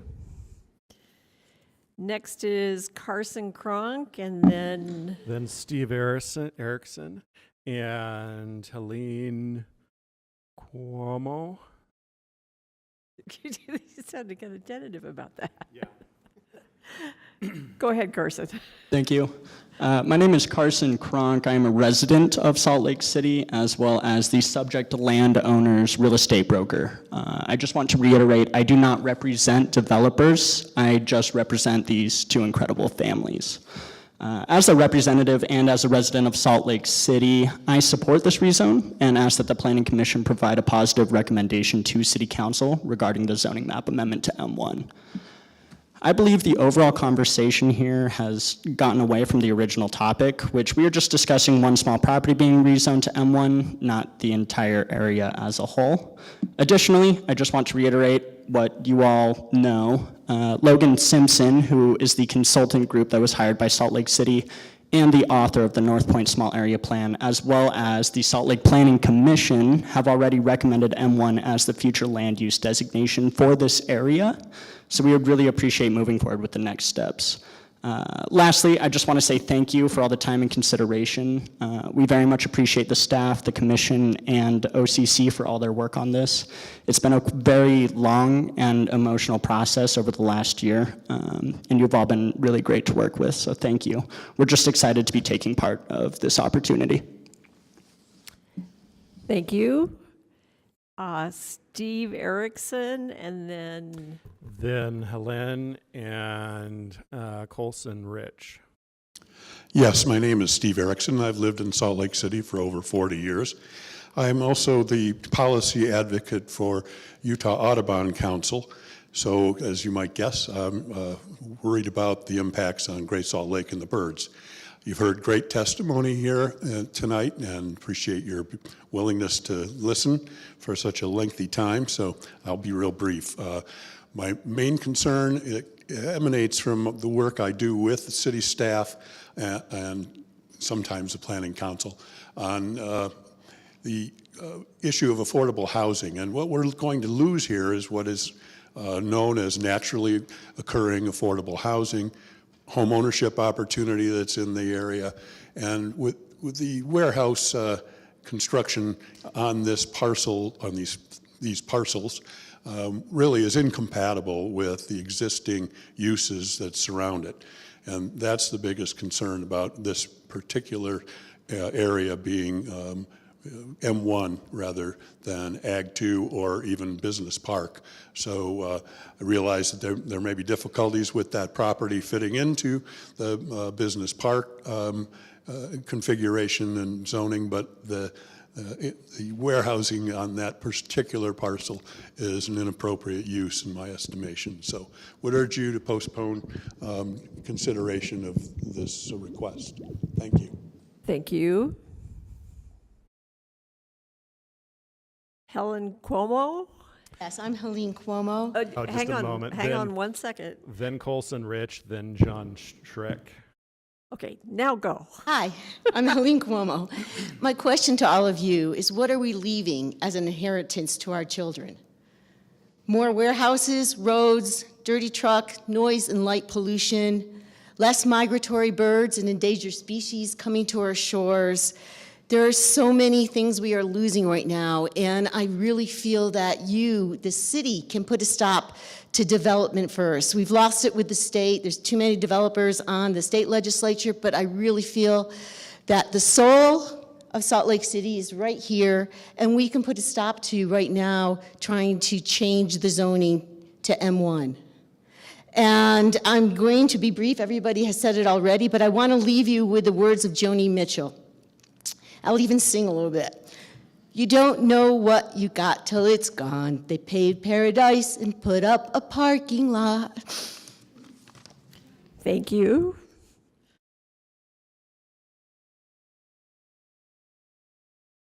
Next is Colton Rich. Followed by John Schreck and Nigel Swaby. Oh, Colton Rich doesn't want to speak. So I will read that one, then John Schreck and... Nigel Swaby. Okay, hang on just a second. I'm going to read Colson Rich's comments. I wish to oppose the plan to rezone this agricultural land into land for manufacturing. It's the complete opposite of what we need at this moment. The short-sighted pursuit of profit at the expense of an ecosystem that is already dying is deeply irresponsible. Nothing else will matter when you can't breathe the air. John. Hi, Commission. Thank you for listening to all of us. There's been a lot of statements that have been made, but I just want to bring you some data points. One of the things that I dug up from a Salt Lake Tribune article on November 24th of 2022 is that 87% of the water in Utah goes to agriculture. 68% goes towards alfalfa, which is in the North Point area, and that is the main thing grown there. So quite a bit of water goes towards agriculture. 4% of the water in our state actually goes towards all industry. So this is actually a water saver, which I know goes against popular belief. The other thing I want to bring up is, as we talk about Salt Lake City, the land that is available for development has already been purchased and is unavailable for small developers such as OCC. We see a major need for small businesses, buildings, and those usually fall into the smaller size frames. That just doesn't exist. That's about 10%. They actually talked about 3.3. I just received data that it's now 2.6 is the new vacancy in this market. So I appreciate all of your guys' work. Thank you for hearing everybody. I appreciate all the work that you guys have done, especially with the transitional housing. I think that needs to be reminded of people, is that people are not getting kicked off their land in the North Point area. There is a transitional zone that the city put together, and so thank you so much for all of your work. Thank you.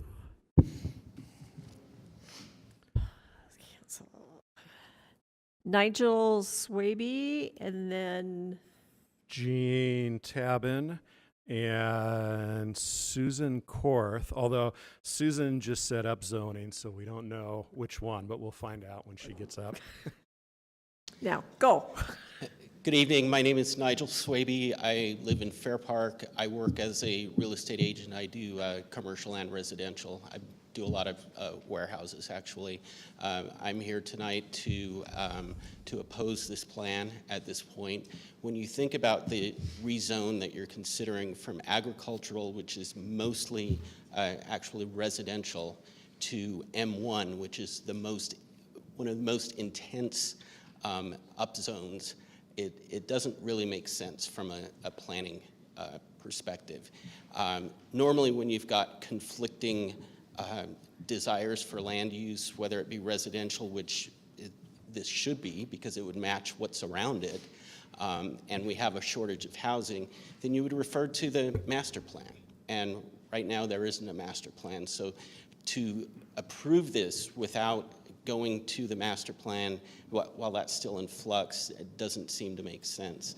And I will make one final point. I've talked to Dorothy a number of times about traffic. We always hear that as an opposition to an upzone of any sort.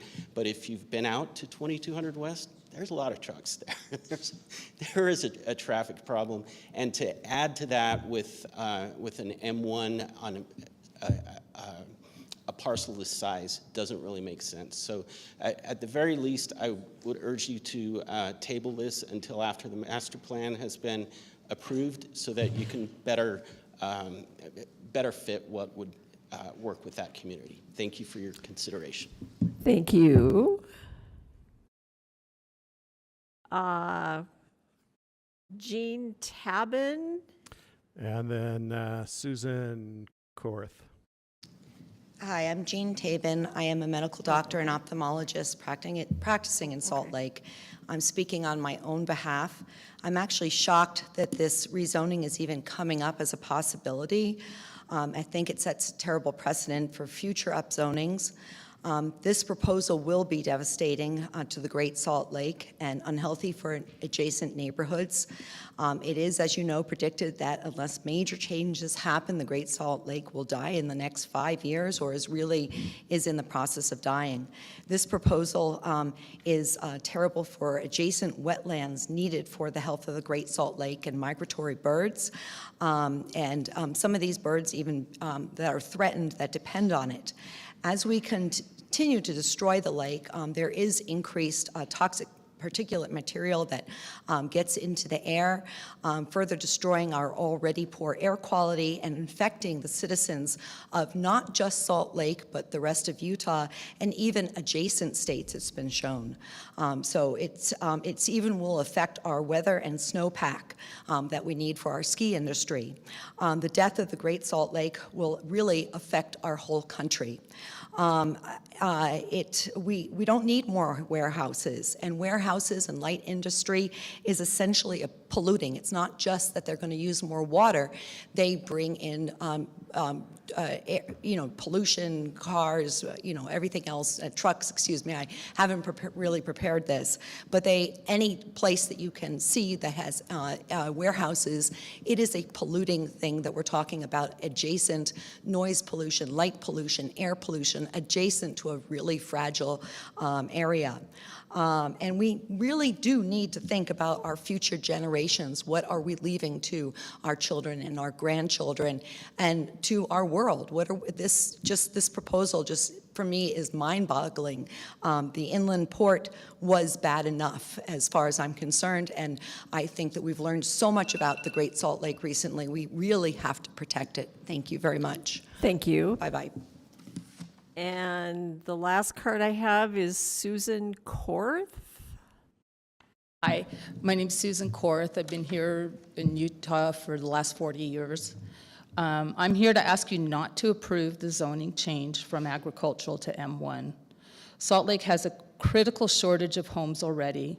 Approving the demolition or destruction of an entire neighborhood is criminal, and approving warehouses adjacent to these homes will kill this neighborhood.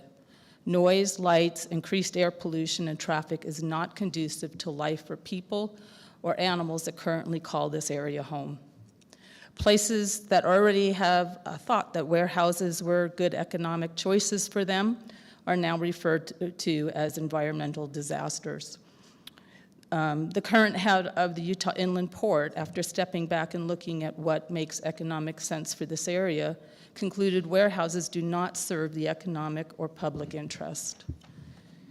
Why is this being pushed through without first completing a master plan for this area? I know we've addressed this a bunch of times, but I'm last, so. Without a master plan, if you improve this upzoning, you'll be setting a precedent for others to develop this area with more polluting industries.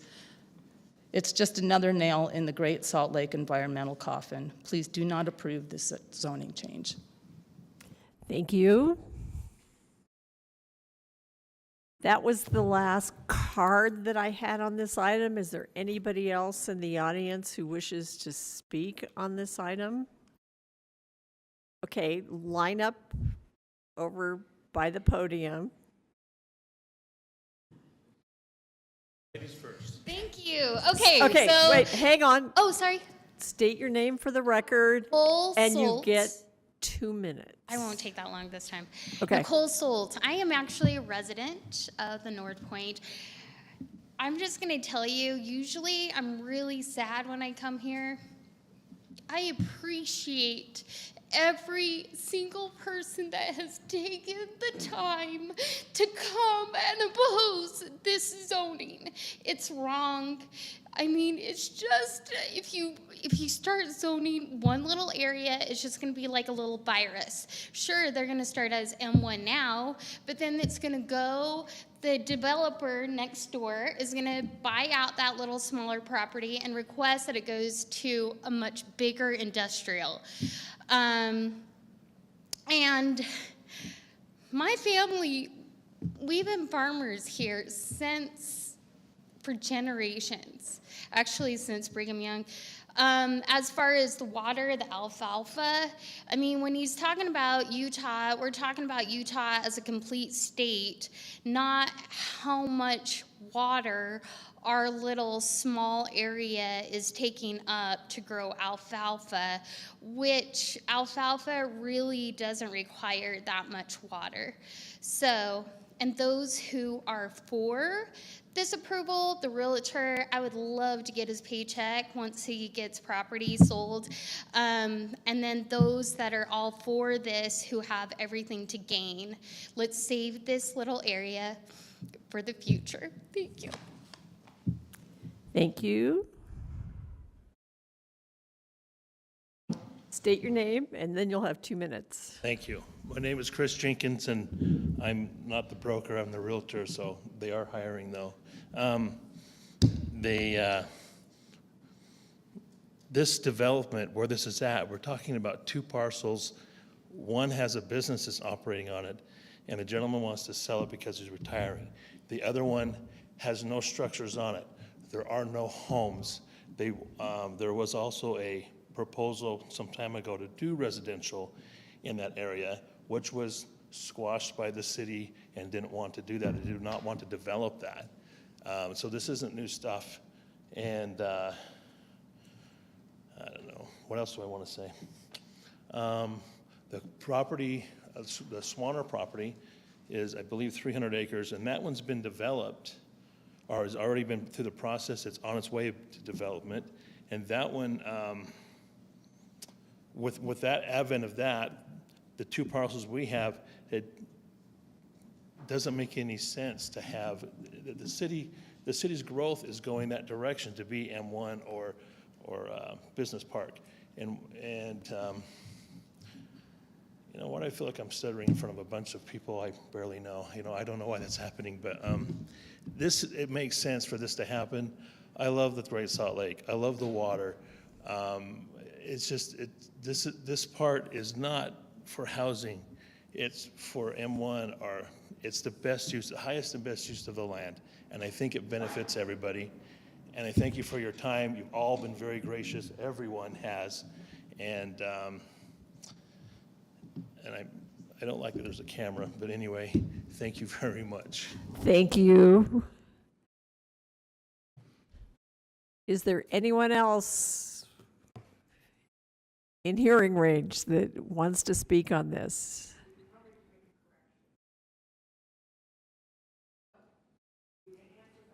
Just to know, the water master in the area sent me a report indicating that the plot of land that grows alfalfa in this area has been sold to a developer, and that developer is leasing it on a temporary basis to a farmer. That is the only alfalfa that is being watered in the entire area. Thank you. Do you want to speak? Step up to the microphone, state your name for the record, and you'll have 2 minutes.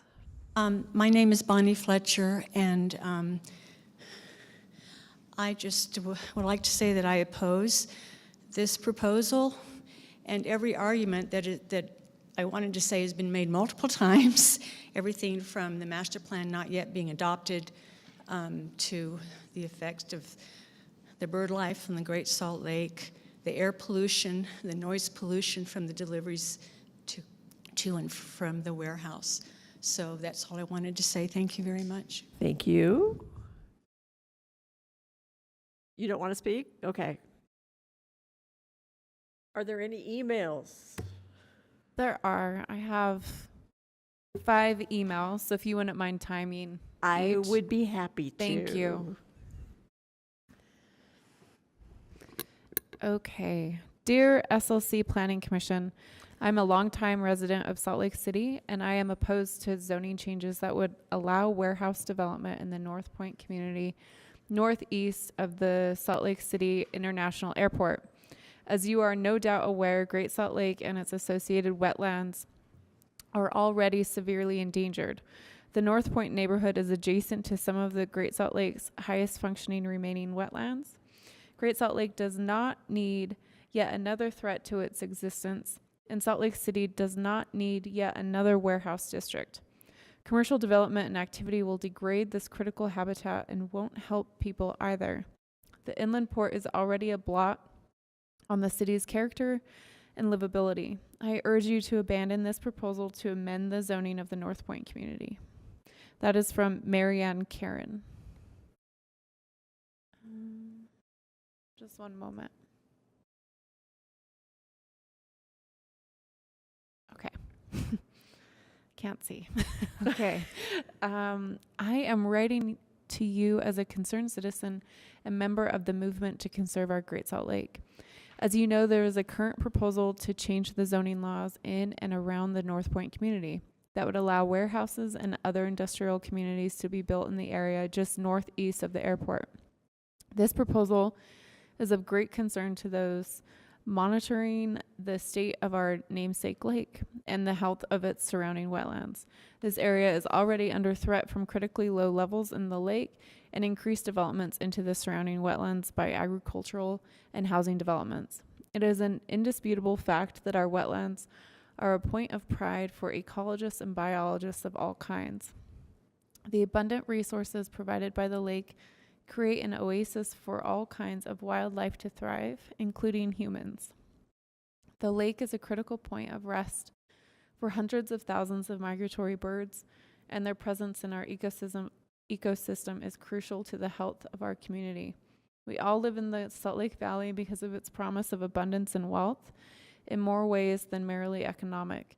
The addition of new warehouses and further industrial development will ultimately result in a slow pollution and poisoning of the entire Salt Lake wetlands environment. The current laws and regulations for industrial areas do nothing to protect existing wildlife and present a threat through air, noise, light, and runoff water pollution. Until our laws are updated to accommodate these critical ecosystems, we must understand that the land that seems most abundant for human use is already in use.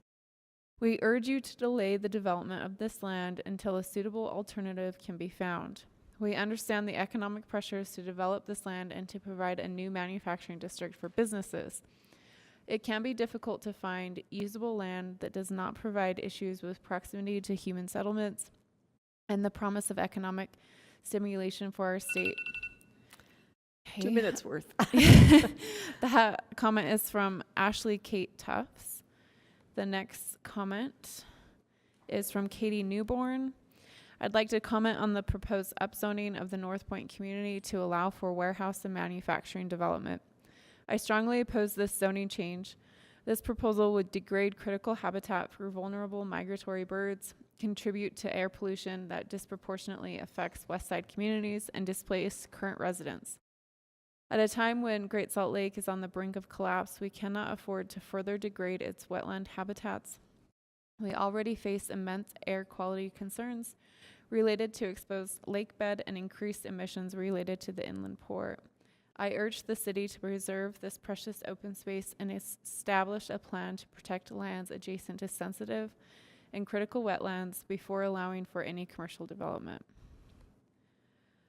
Next comment is from Melody Larson. As you know, there is a current proposal to change the zoning laws in and around the North Point community that would allow warehouses and other industrial communities to be built in the area just northeast of the airport. This proposal is of great concern. Actually, I think this is just a copy and paste of the prior email. Oh, okay. I'm not going to make it through the 2 minutes again. Okay. I could start in the middle. Okay. Okay. That will be in your Dropbox. All right. And then there's one more from Cyan Larson. My name is Cyan Larson, and I am a concerned citizen of Salt Lake City. I have lived here my whole life, and there is an increased concern about the health and safety of living in the valley when the drying lake bed is creating toxic dust and the amount of pollution in the air. I am writing to say that I oppose and encourage the Commission to oppose the warehouse development that is near the Great Salt Lake shoreline and the North Point community. It is necessary to stop development and deny any development of such a polluting and detrimental structure. Not only will it displace the people living there, but the wildlife as well. Thank you for reading, and please oppose further development of the project. And that's all I have at this time. Okay. Thank you. Last call, if anyone wants to speak on this. Okay, I am closing the public hearing on this item. Bring it back to the council. Discussion, questions for the applicants?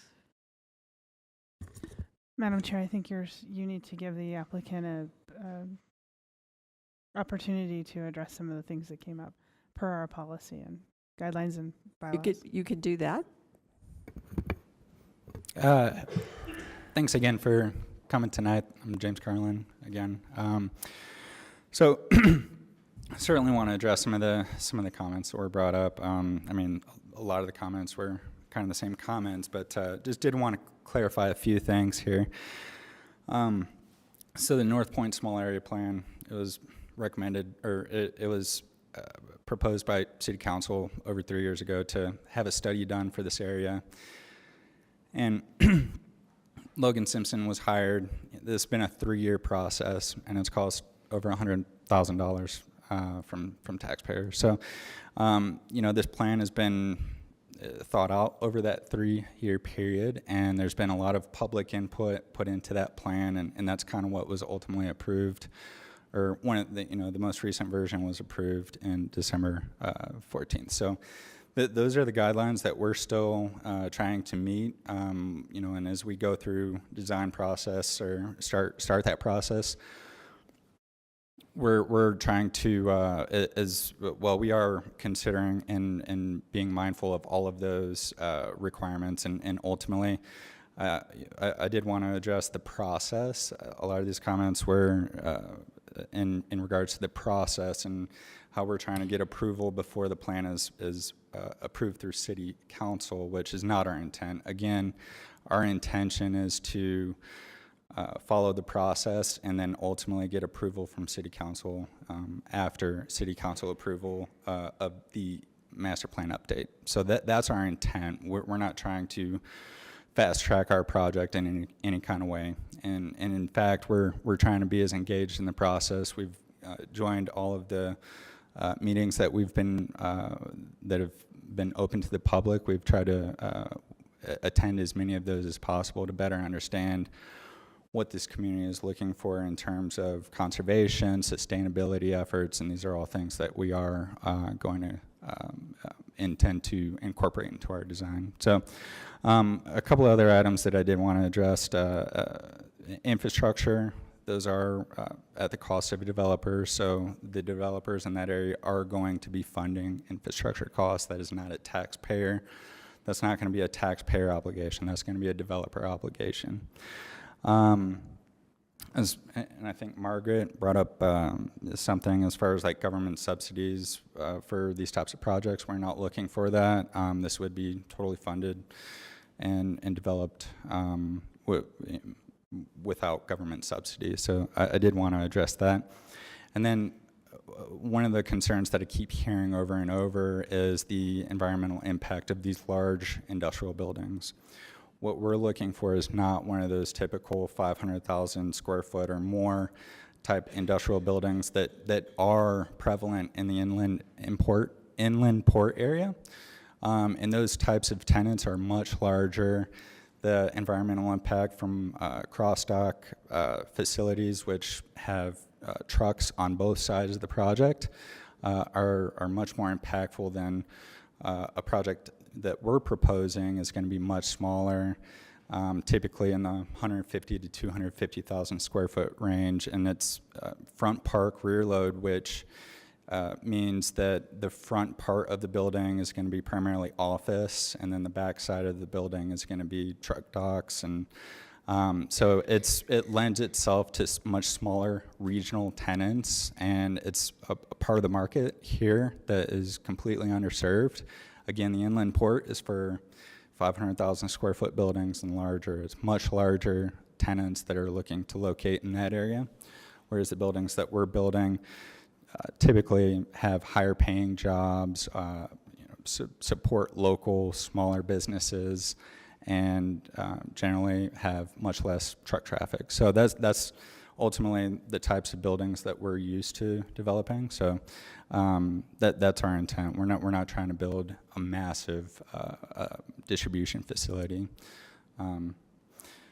So those were some of the comments that I just wanted to clarify. Great, thank you. Anything else?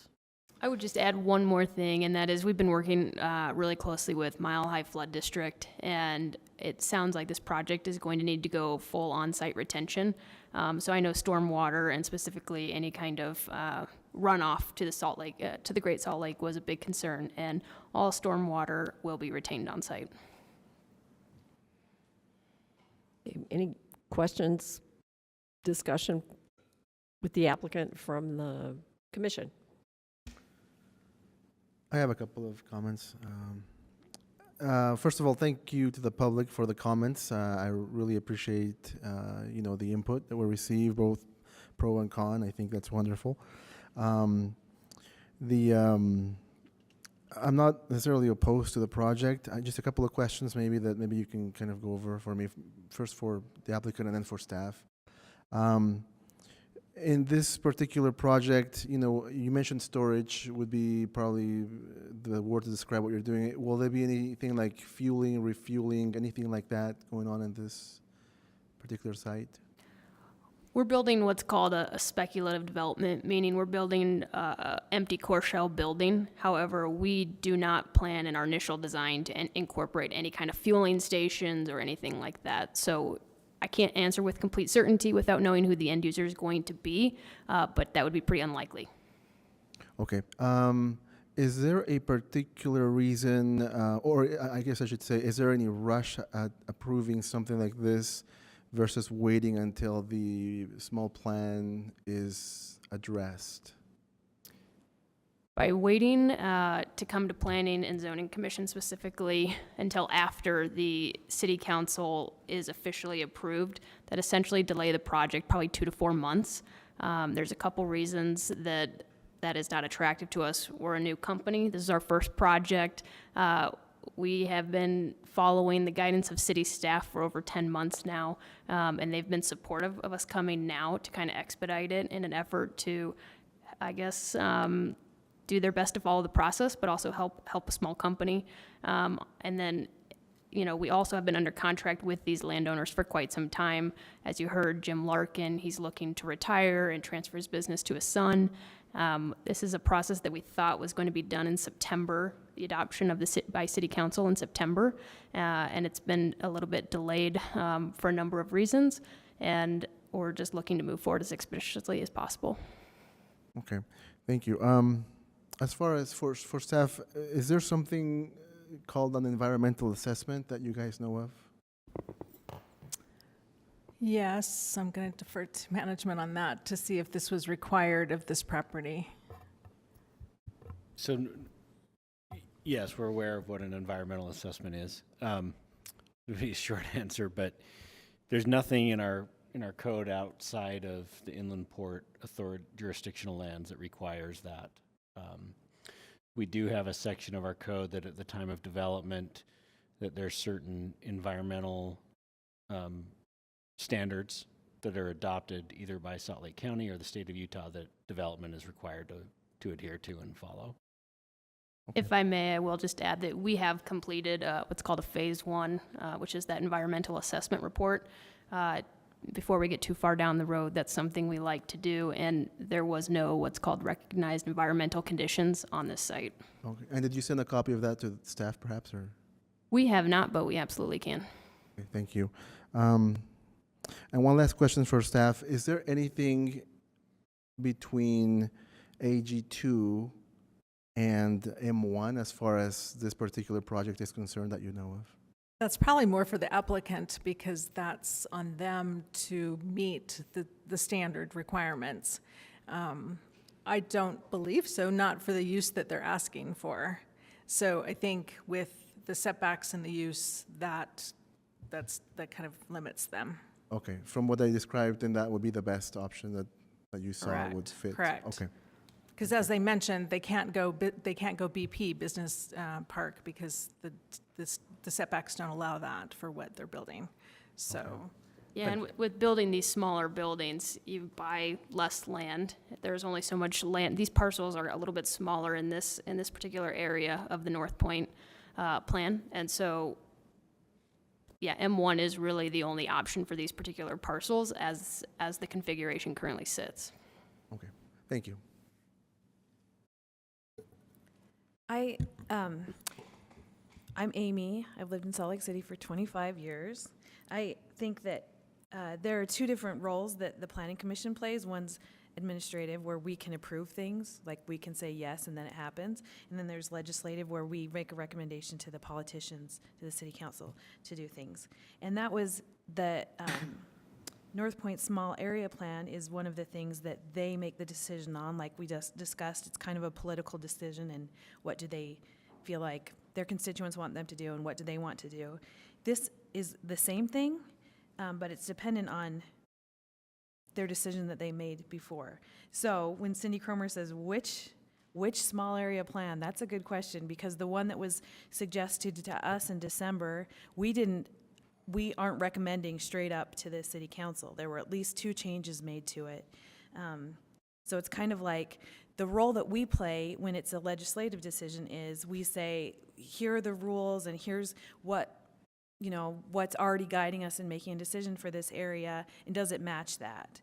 And the planners, who are the professionals, like who know, they guide us on that and say, this is what we think, this is our recommendation. So there's a role that we play. We don't make the ultimate decision, and ultimately city council will decide to adopt or not, or whatever version of the small area plan that they want, and they'll decide to rezone this lot or not.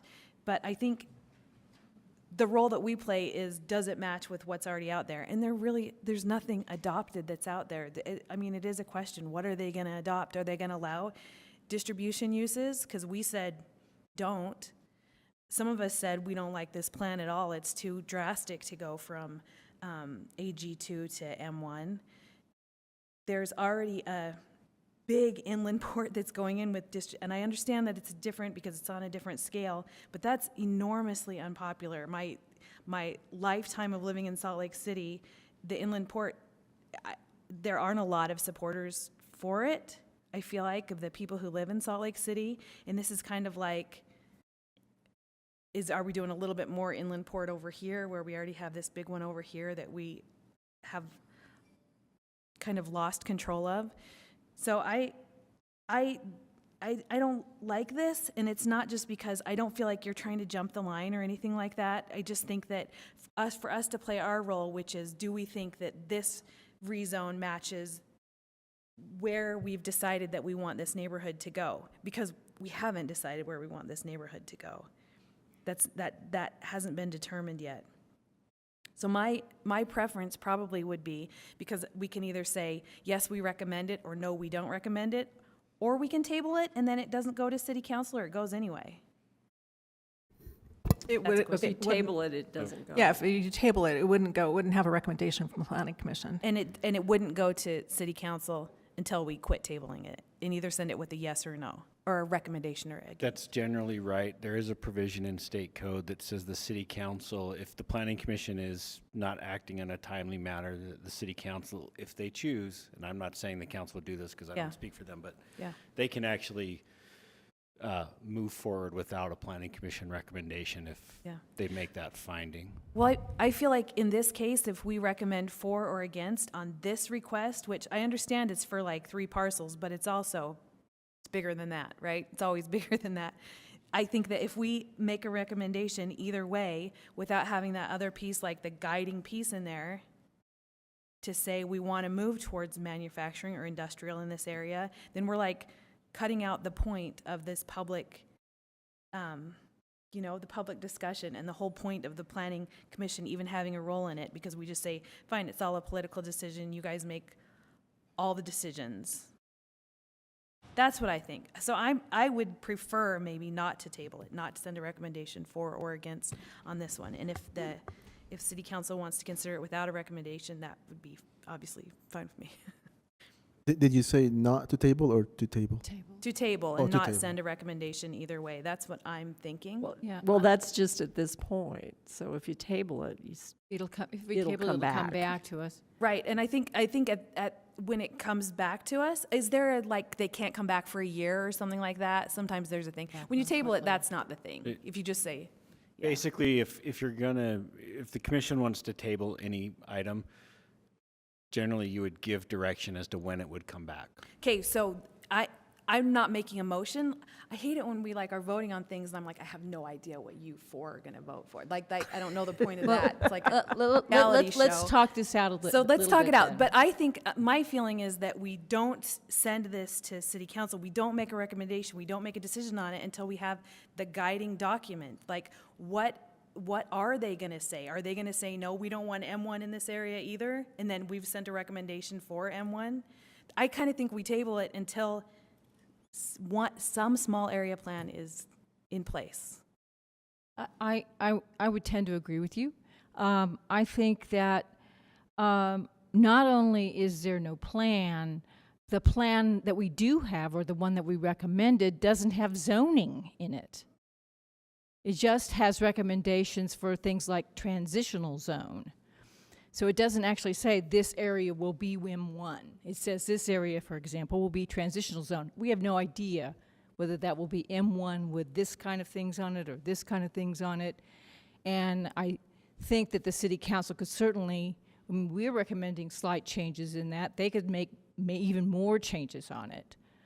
So that, for example, you wouldn't allow distribution uses, which may really interfere with the business model that's being proposed here. Distribution centers and warehouses are, even UEPA is now having discussions about whether these are reasonable things to have as an economic development for Salt Lake City because they don't have the right kinds of jobs. And I think that the transition area, I never expected that to be exactly like an M1 zone. I thought that it would be something which actually would be a transition area that would be more comfortable with the agricultural zones that were around it. So I do think that there is, as you said, Amy, a precedent here that we want to avoid of leaping in before a plan is actually completed. And making a zoning change that then will have to be more or less upheld, even if a small area plan is approved separately and has a different kind of zone. So, so I would be interested in having a motion to table that would table this until the city council has acted on a small area plan. Nick, did you have something? Yeah, I want to make a couple of statements about, I think, what was just said. The North Point plan does actually talk about the characteristics of what the future zoning should be in that transitional area, and it does in fact, it says with a focus on manufacturing-centric land uses in the transitional area. While it doesn't specifically say it should be M1, it does include a list of recommended changes to the zoning to help reduce the impacts of particularly, well, not only of manufacturing uses, but if you'll recall, the planning commission, so the plan that the planning commission reviewed also was aimed at limiting distribution uses. And if you recall your motion, the planning commission chose to take that out. So that was contrary to what both the consultant and the planning staff were recommending. I would anticipate that that'll be a point of discussion with the city council, but I just wanted to clarify those two things. The other change that the commission recommended as part of the plan was to increase the buffer setback from wetlands to 300 feet. So those were the two things that will be moving forward. As far as the question about what plan we would be using, it's whatever plan is adopted, right? And so when any kind of zoning map amendment goes forward that's pending a plan update adoption, it's that plan update adoption that zoning amendment follows, including any sort of conditions, restrictions, et cetera, that the council chooses to place on it. Right. And that removing the ban on the distribution uses was also contrary to what I thought. So I hope the city council, if they approve it, they'll put that limit back in there. But yeah, I think what exists right now that we could say, does this meet, because I don't think that it, and it depends on what that rule is at that time for me to say, do I think that it meets the protecting the environment, which is one of the standards or one of the issues that is on that list of things for us to consider, is like, does it have distribution uses? Like, is it allowed to put just 2 trucks up against this building and move stuff around inside and they both drive off? That would make a difference in my decision for that, and I don't know what that is right now.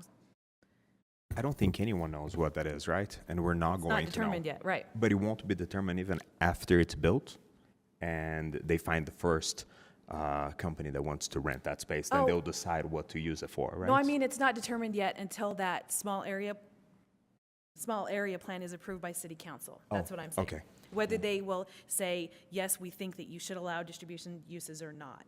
And then they have to, whoever owns it has to match the distribution uses allowed.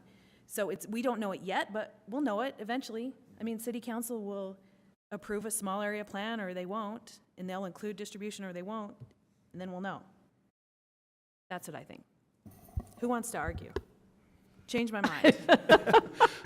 Hey, don't start that. Got a few things that I want to say. I just, first of all, want to thank everyone for being very civil to each other tonight, because we've had many opposing viewpoints voiced, and it's always great to not have it turn into a brawl. I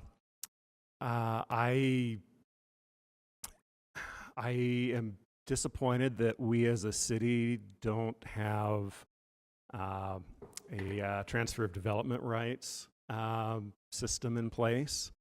That is something that I'm going to warn the planning staff that will probably come up in a future planning commission meeting. I supported the North Point small area plan because I was wanting to see that the environmental protections got moved forward. Overall, I still am not in support of seeing this area developed, and I feel like it is environmentally sensitive and should be preserved. So I also do not fault any development or any developers or property owners that are wanting to turn a profit on the property, because that's what we do in America. But I do have big hesitancy on seeing this approved. I also don't feel comfortable approving it when the North Point small area plan still has yet to be approved. The council could make big changes in it. Yeah. And I am willing to make a motion to table this until after the city council has passed the North Point small area plan. Make that motion. Yes, I make the motion to table this. I'll second that. Okay, we have a motion by Mike and a second by Rich. Any other discussion? Brenda? Yes. Andreas? I'll vote yes. Levi? Yes. Mike? Yes. Amy Burrows? Yes. Amy Berry? No. And Rick? Yes. Did I get everybody? And the chair will also vote yes. 1, 2, 3, 4, 5, 6, 7 in favor of the motion to table and 1 against. Just have to wait for the city council. We'll be back. Thank you. Thank you. Thank you for your time. Oh, did we need to determine whether the public hearing is still open or not? No, I closed it. Oh, you closed it. Okay. I closed it. So we Madam Chair, can we adjourn for a break? Yes, well, you can have 5 minutes. Thank you.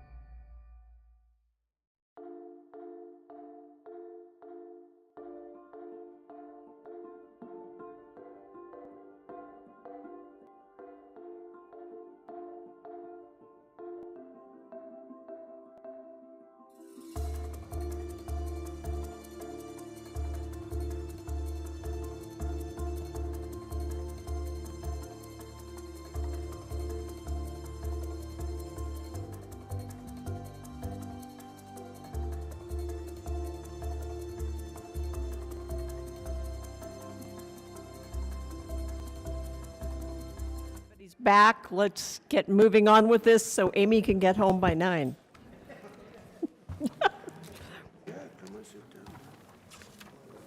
For the record, right. Okay, we'll move on to item number 4 on the agenda. A zoning map amendment at approximately 1370, 1358, and 1350 Southwest Temple. Case number PLN PCM 2022-00810. Nanette. Thank you, Chair. So we received a request for a zoning map amendment from the property owner and applicant on the 3 subject sites that you just listed. The 3 sites are presently within the residential business district, and the applicant is requesting to amend the sites to the TSA UCC zoning district, which is the Transit Station Area Urban Center Core District. The proposed amendment was reviewed against the applicable master plans, which are Central Community, Ballpark Station Area, and the citywide plan, Salt Lake. Staff is recommending that the Commission forward a recommendation of approval to the City Council for the proposed amendment. The existing zoning map reflects an area around the Ballpark Stadium that is in transition. To the north of the subject sites is also residential business district. Across West Temple Street is the Ballpark Stadium. To the west of the sites is general commercial, and to the south is RMU, which currently houses a 7-story multifamily residential structure. While the sites are located within both the central community and the recently adopted Ballpark Station area, the station area plan does take precedence in this case, as the Ballpark plan is a small area plan that addresses the Ballpark neighborhood more directly than the central community master plan. The Ballpark Station area's future land use map designates the 3 properties as heart of the neighborhood and Ballpark Entertainment District. This designation describes this area as appropriate for a transit station area zoning district and an area that is appropriate for higher density redevelopment due to its proximity to a light rail station to the west and the baseball stadium to the east. And this site is also part of Planning Division's continued work on rezoning the larger area around the Ballpark Stadium to better match the future land use map in the Ballpark Station area plan. Also, as part of the Ballpark Station is the creation of a festival street along West Temple Street. This festival street will extend from 1300 South to Albemarle Avenue. I always have that worst time pronouncing that. All of the subject properties front along this festival street designation, and that's displayed on the screen as that dancing figure just next to the Ballpark Stadium. This street will eventually house game day and non-game day events and encourages pedestrian-oriented development along this festival street. During the public notice period, there were a number of comments from the community on the proposed rezone. This request went to the Ballpark Community Council, where most of the discussion was centered around the preservation of these 2 structures that are showed on the screen that are located at 1350 South and 1358 South West Temple. While both structures are over 100 years old, neither are preserved through a preservation easement nor through a local historic district. Because neither historic structure is protected, we can't require the property owner to preserve the structures due to their historic nature. And maintaining the current residential business zoning district doesn't ensure those 2 houses' preservation also.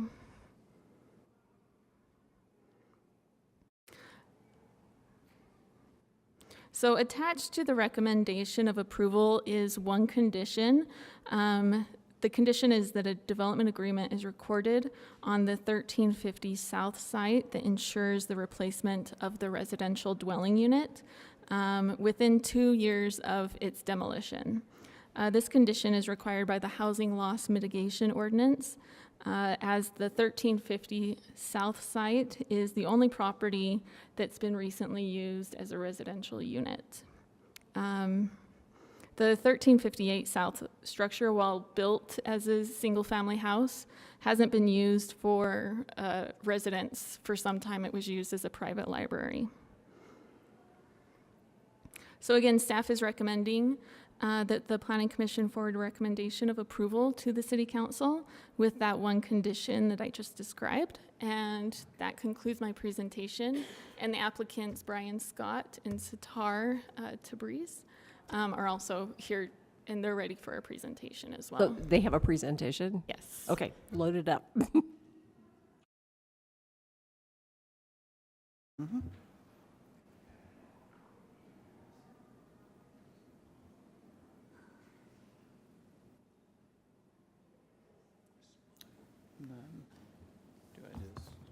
if you want to. Yeah, that'll be fine. Hi, so I'm Brian Scott. I'm the architect, and with me are Cidery Tabriz and Mark Smith, who are the property owners. And I have some slides to click through and show you just kind of our concept of the building that we're hoping goes in there. First, I wanted to step back a little bit and just say, so for us, the kind of energy and excitement for this project is coming from the Ballpark station area plan. We really love the vision that it has for there. We love the idea of that being a festival street, you know, of increasing the density there and making it someplace that is really vibrant and alive. And so that's why, you know, we did this, is because we saw that and we wanted to be a part of it. And this parcel really is, I mean, this is the heart of the neighborhood. And so we really want to kind of set a standard and kind of an anchor there that makes this community great. And it's also a place that Cidery and Mark have a long history with and fondness for. Cidery ran his business out of the corner property here for about 12 years, and Mark's owned property there for a long time. Yep. So this is near and dear to them as well, and they know the area, and they really want to, you know, see it develop into something great. So this is just the same map from the previous one. We just wanted to give a little bit of context for the area surrounding. So our site is these 3 parcels here. Next to it is the large empty parking lot, obviously the stadium. There's the large parking lot across 13th South that the city owns. And then behind everything, there's kind of industrial uses and everything's general commercial. Next door, there's that one RMU property that's you know, about to the same height that we're looking at developing. And there are some new, there are also kind of some other new developments that are popping up in this area. Obviously, with the Ballpark plan passing, there's a lot of focus on this area, and so development's gonna kind of be going on a lot here. So a lot of that area where it's kind of GC and other things is where some of those properties are popping up. And like I said, our push from this came directly from the master plan. And so what we did was we looked at the master plan and what it said the zoning should be for that area if it's approved. And that's what we put there. And so all of the kind of conditions that we're looking are coming directly from that. And some of that is this, you know, this street front activation. It's blocking, not having parking, structured parking that's right up against the pedestrian area, trying to create more street life along here, and also just trying to activate the area more so that it's not, you know, it's completely chock full on game days and then completely dead every time else, because that is not a recipe for a good area. We also wanted to look at, we have about 2.5 levels of parking, structured parking as part of ours. We just wanted to make sure that we're not building something that's going to put a burden on the rest of the area. Obviously, already on game days, parking is a nightmare there, and people are selling spots and everything. So we made a point that as we go through, we had at least 1-to-1 parking for all of the units, and then extra for the commercial. These are the floor plan, or the kind of floor plans for that we're looking at. Has a pretty good distribution of unit types, some nice kind of lofted patio spaces for the residents.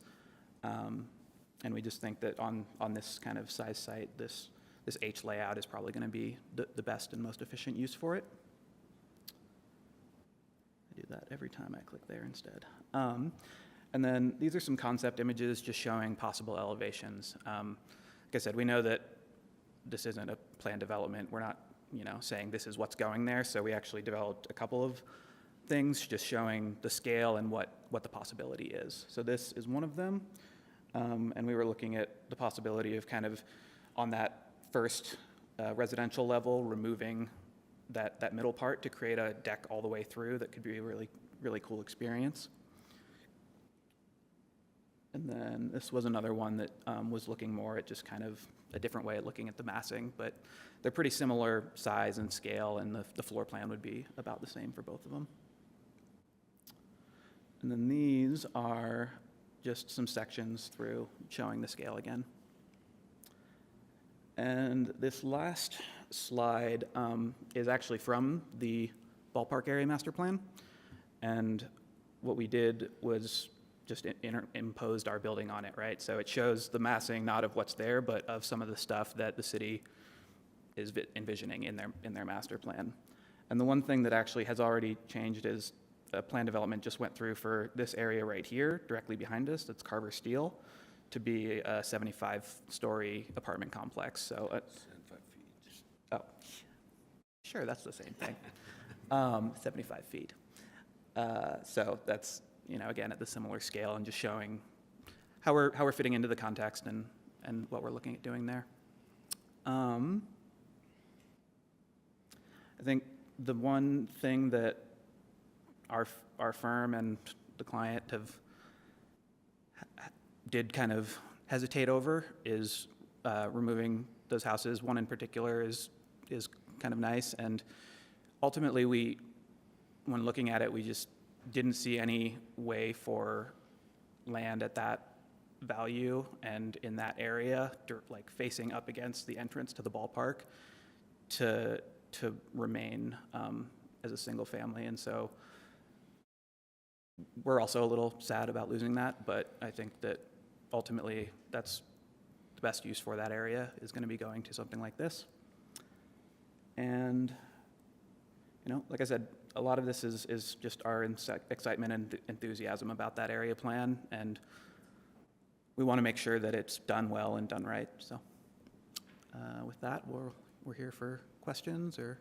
Any questions for staff or the applicant at this time? Nan, can you elaborate on the future land use or the zoning map amendments you referenced that would be coming before us in the winter of 2023, and how this either complements it or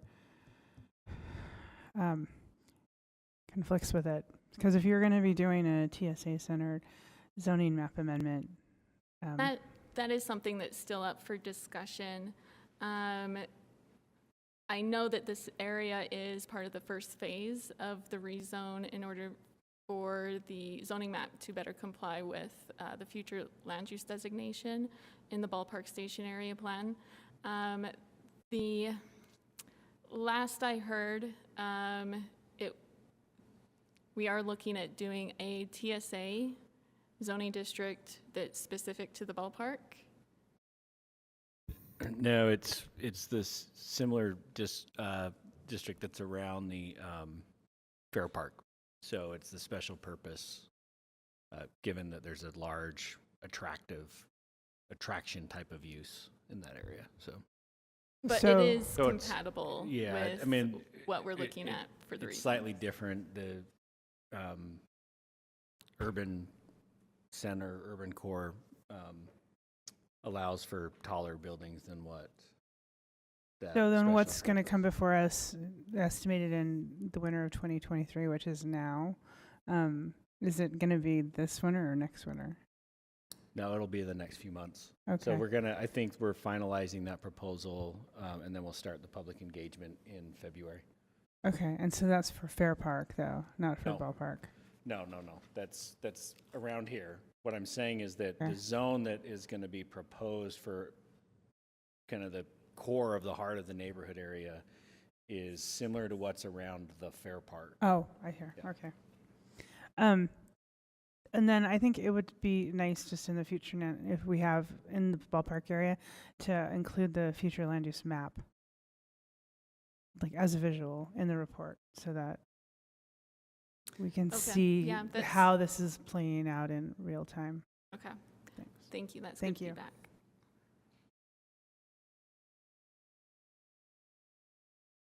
Anyone else? Okay. Stay put. We'll open the public hearing on this item. Is there anyone from the community council here that wishes to speak? Okay, I do have a card here from Chris Zarek. Step up to the microphone and you'll have 2 minutes. My name is Chris Zarek. I am personally a resident of District 5. Professionally, I have projects and property that in this general vicinity.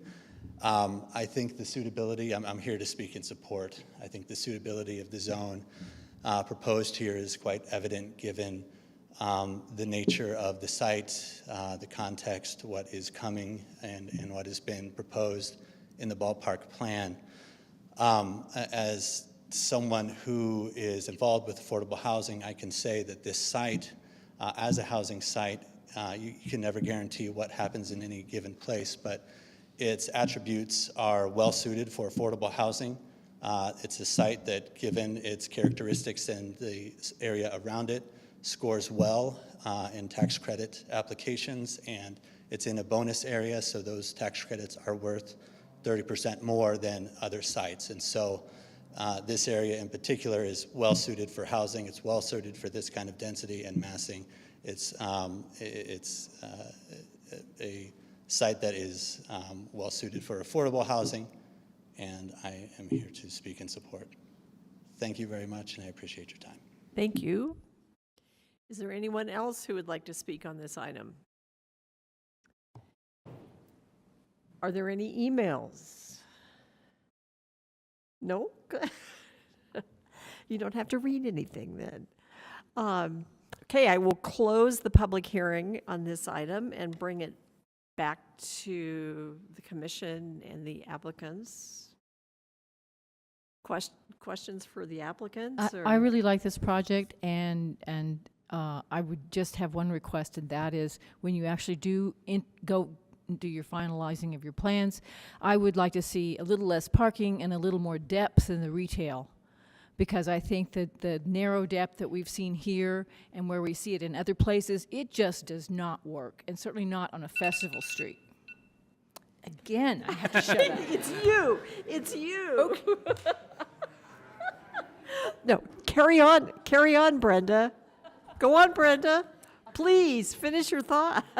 I actually tend to agree about that with the future of it being a festival street and incorporating that in when Sugar House did the 4th of July events. Those businesses came out, had a booth, and then you walked into those businesses. Like, there was a synergy in between them that I remember being really great, and I really appreciated that. And that's something that I think the plan was trying to capture in this festival street, was that synergy, to capture that. And I do think having more viable retail space that's a little deeper is to your benefit as well as to the community as it moves forward and this plan gets implemented. If there's not any further comments or discussions, I'm willing to make a motion. Thank One- you. Oh, I have one last one. Sorry. Okay, Go on. don't be. Go. I agree. We need lots of real estate there for business, but I also really like the parking, one parking spot per unit, which I believe is what you said. Because again, we live in Utah. Ideally, everyone's using public transportation. That is not the case. And I live in a street that it's hard to find parking spots nowadays. So yeah, one parking spot per unit. And if you can accommodate what Amy and Brenda said, yeah, then you're going to have a winning recipe. I think this is a great spot for this type of density so close to tracks. And I love that house too, so I am sad that you're leaving. Get some pictures of it and put it in the lobby and make reference to it. But this particular area across south of the track station, except for Lucky 13 has to stay. Like, we have to keep Lucky 13. But all the stuff around that this is the perfect spot to be concentrating density and concentrating residents and businesses to vitalize this area. So with that, I am going to say, based on the information in the staff report, I move that the Planning Commission recommend approval of the proposed zoning map amendment with the one condition listed in the staff report. I'll second that. Thank you. So I have a motion by Amy Berry and a second by Mike. Amy Berry. Yes. Amy Burrows. Yes. Mike. Yes. Levi. Yes. Andreas. I'll vote yes. Brenda. Yes. Rick. Yes. And the chair will also vote yes. You have 8 votes in favor. You have you a very positive much. recommendation. Play ball. Good luck. Absolutely. Play ball. Thank you, guys. Thank you. Thank you. Thank you.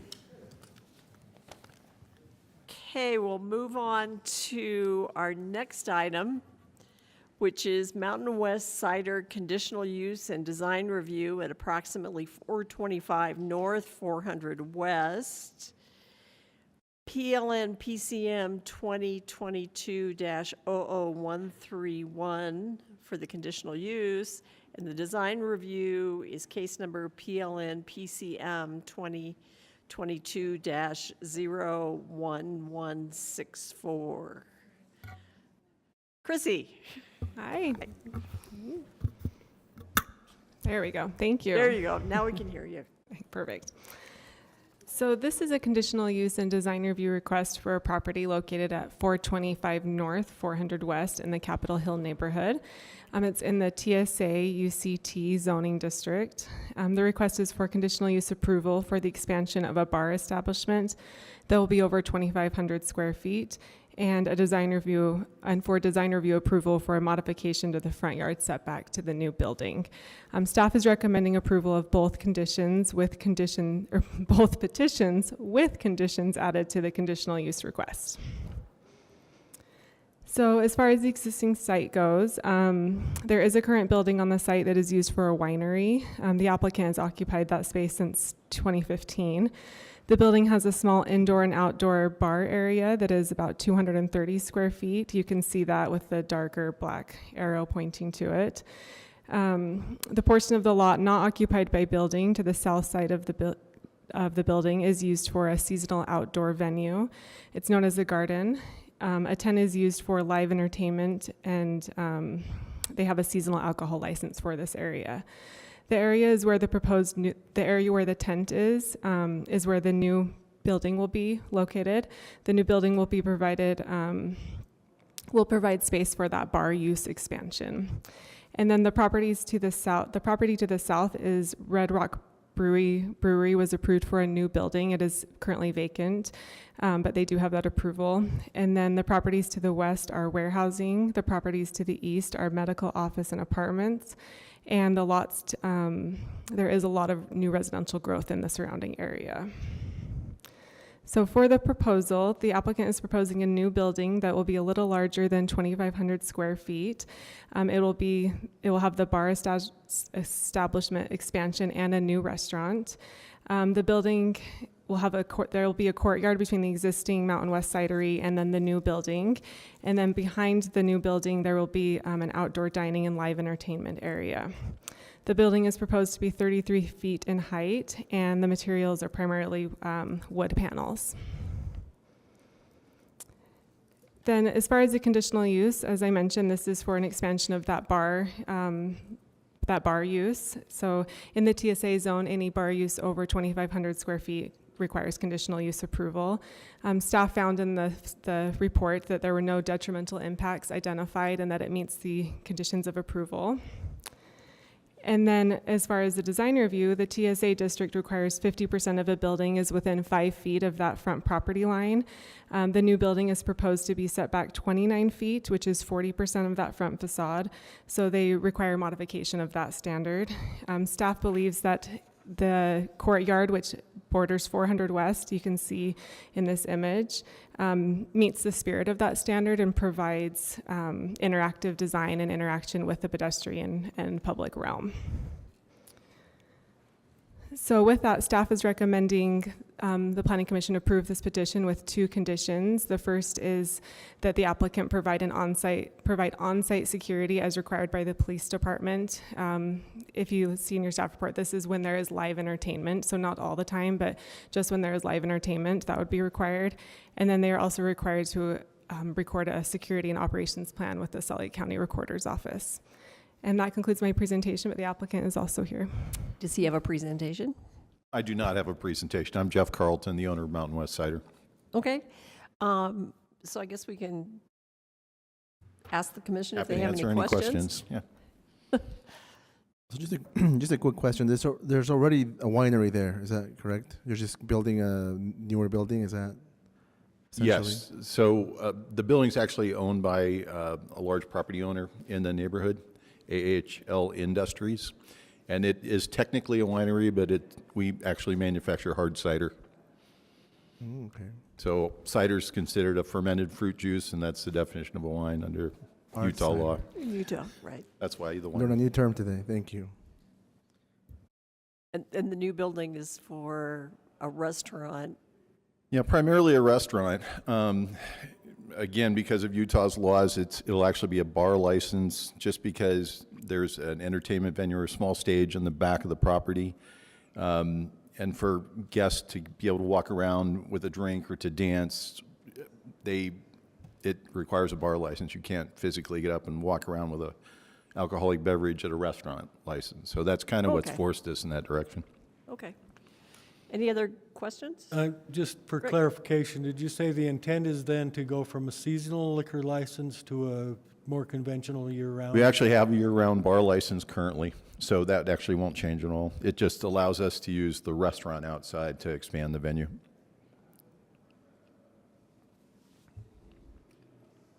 Okay. Seeing no other questions at the moment, I'll open the public hearing on this item. I have no cards on this. Is there anyone in the audience who wishes to speak on this item? Seeing no one, I will close the public hearing. Comes back to us. Is there any discussion or a motion? I just want to say, if you build something that's awesome and everyone loves, like Kilby Court, you'll never be able to change it from what that is. Like, people will say, I went to my first concert there, and then that's it. You're going to have to be a bar with an outdoor entertainment area forever. Not officially, but you know what I mean? I'm ready to make a motion. Unless somebody wants to go on. Please do. It's actually going to be 2 motions because it's two separate. Yeah, there should be 2 motion sheets in your staff report. Should I do conditional use first? Either one. Oh, either one. Okay, I'm going to do conditional use, and then someone can do the other one if you want to. Okay. Based on the information presented and the discussion, I move that the commission approve this application based on staff's recommendations with the following modifications. The applicant shall provide on-site security as required by the police department. The applicant shall record a copy of the approved security and operations plan with the Salt Lake City Recorder's Office as required for alcohol-related uses. I'll second. Okay. Amy and Amy. It's an Yes? it's an Amy squared motion. Yeah. Rick, Yes. Brenda, Yes. Andreas, I'll vote yes. Levi, Yes. Mike, Yes. Amy Burrows, Yes. Amy Berry, Yes. and the chair will also vote yes. So you got the conditional, 8 votes for the conditional use. Now, we need a motion for the design review. I'll make the other motion. Okay, thanks, Mike. Based on the information presented and discussion, I move that the commission approve this application based on staff's recommendation. Do I have a second? I'll second that too. Thank you. So I have a motion by Mike and a second by Amy Berry. Amy, Yes. Amy Burrows, Yes. Mike, Yes. Levi, Yes. Andreas, I'll vote yes. Brenda, Yes. and Rick. Yes. And the chair will also vote yes. You got 8 votes. Thank you so in much. favor, so move ahead. Your time, Thank Commissioners. you.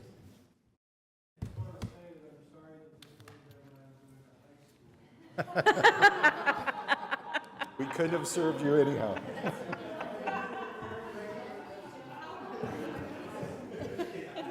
Thank you, guys. Okay, we'll move on to the last item on the agenda is a planned development at approximately 2960 South Richmond Street, case number PLN PCM 2022-00884. Kelsey. Thank you. I'm covering for Liz this evening for this item. So, okay. All right. So the project's located at 2960 South Richmond. The zoning district, as you'll see on the map, is an RMU 45. And this is for a 55-unit affordable housing development. All the units are at 50% AMI or lower. And the plan development request is to modify the landscape buffer along the north property line. Staff is recommending approval of this modification. Just for some background, this is an RDA-funded project. They received RDA funding in 2019, and they went through the rezoning process in 2020 to rezone from an R17 to an RMU 45, and that's really to achieve the density needed to make this affordable housing project work. The building permit was approved in May of 2022, and they had some construction setback issues with Rocky Mountain Power. And the applicant can speak a little bit more to these setback issues, but essentially they had to move the building, which caused a reduction in their parking. They started construction, and then they determined that they actually wanted to achieve more parking to mitigate some of the parking impacts that could be imposed upon the surrounding community. So they came in for this plan development to reduce that landscape buffer so that they can put their parking basically back to what it was originally. This kind of describes what happened. So here is an illustration of the 10-foot buffer. This was the approved building permit. And this is a reduction of that landscape buffer. This is really to increase their parking.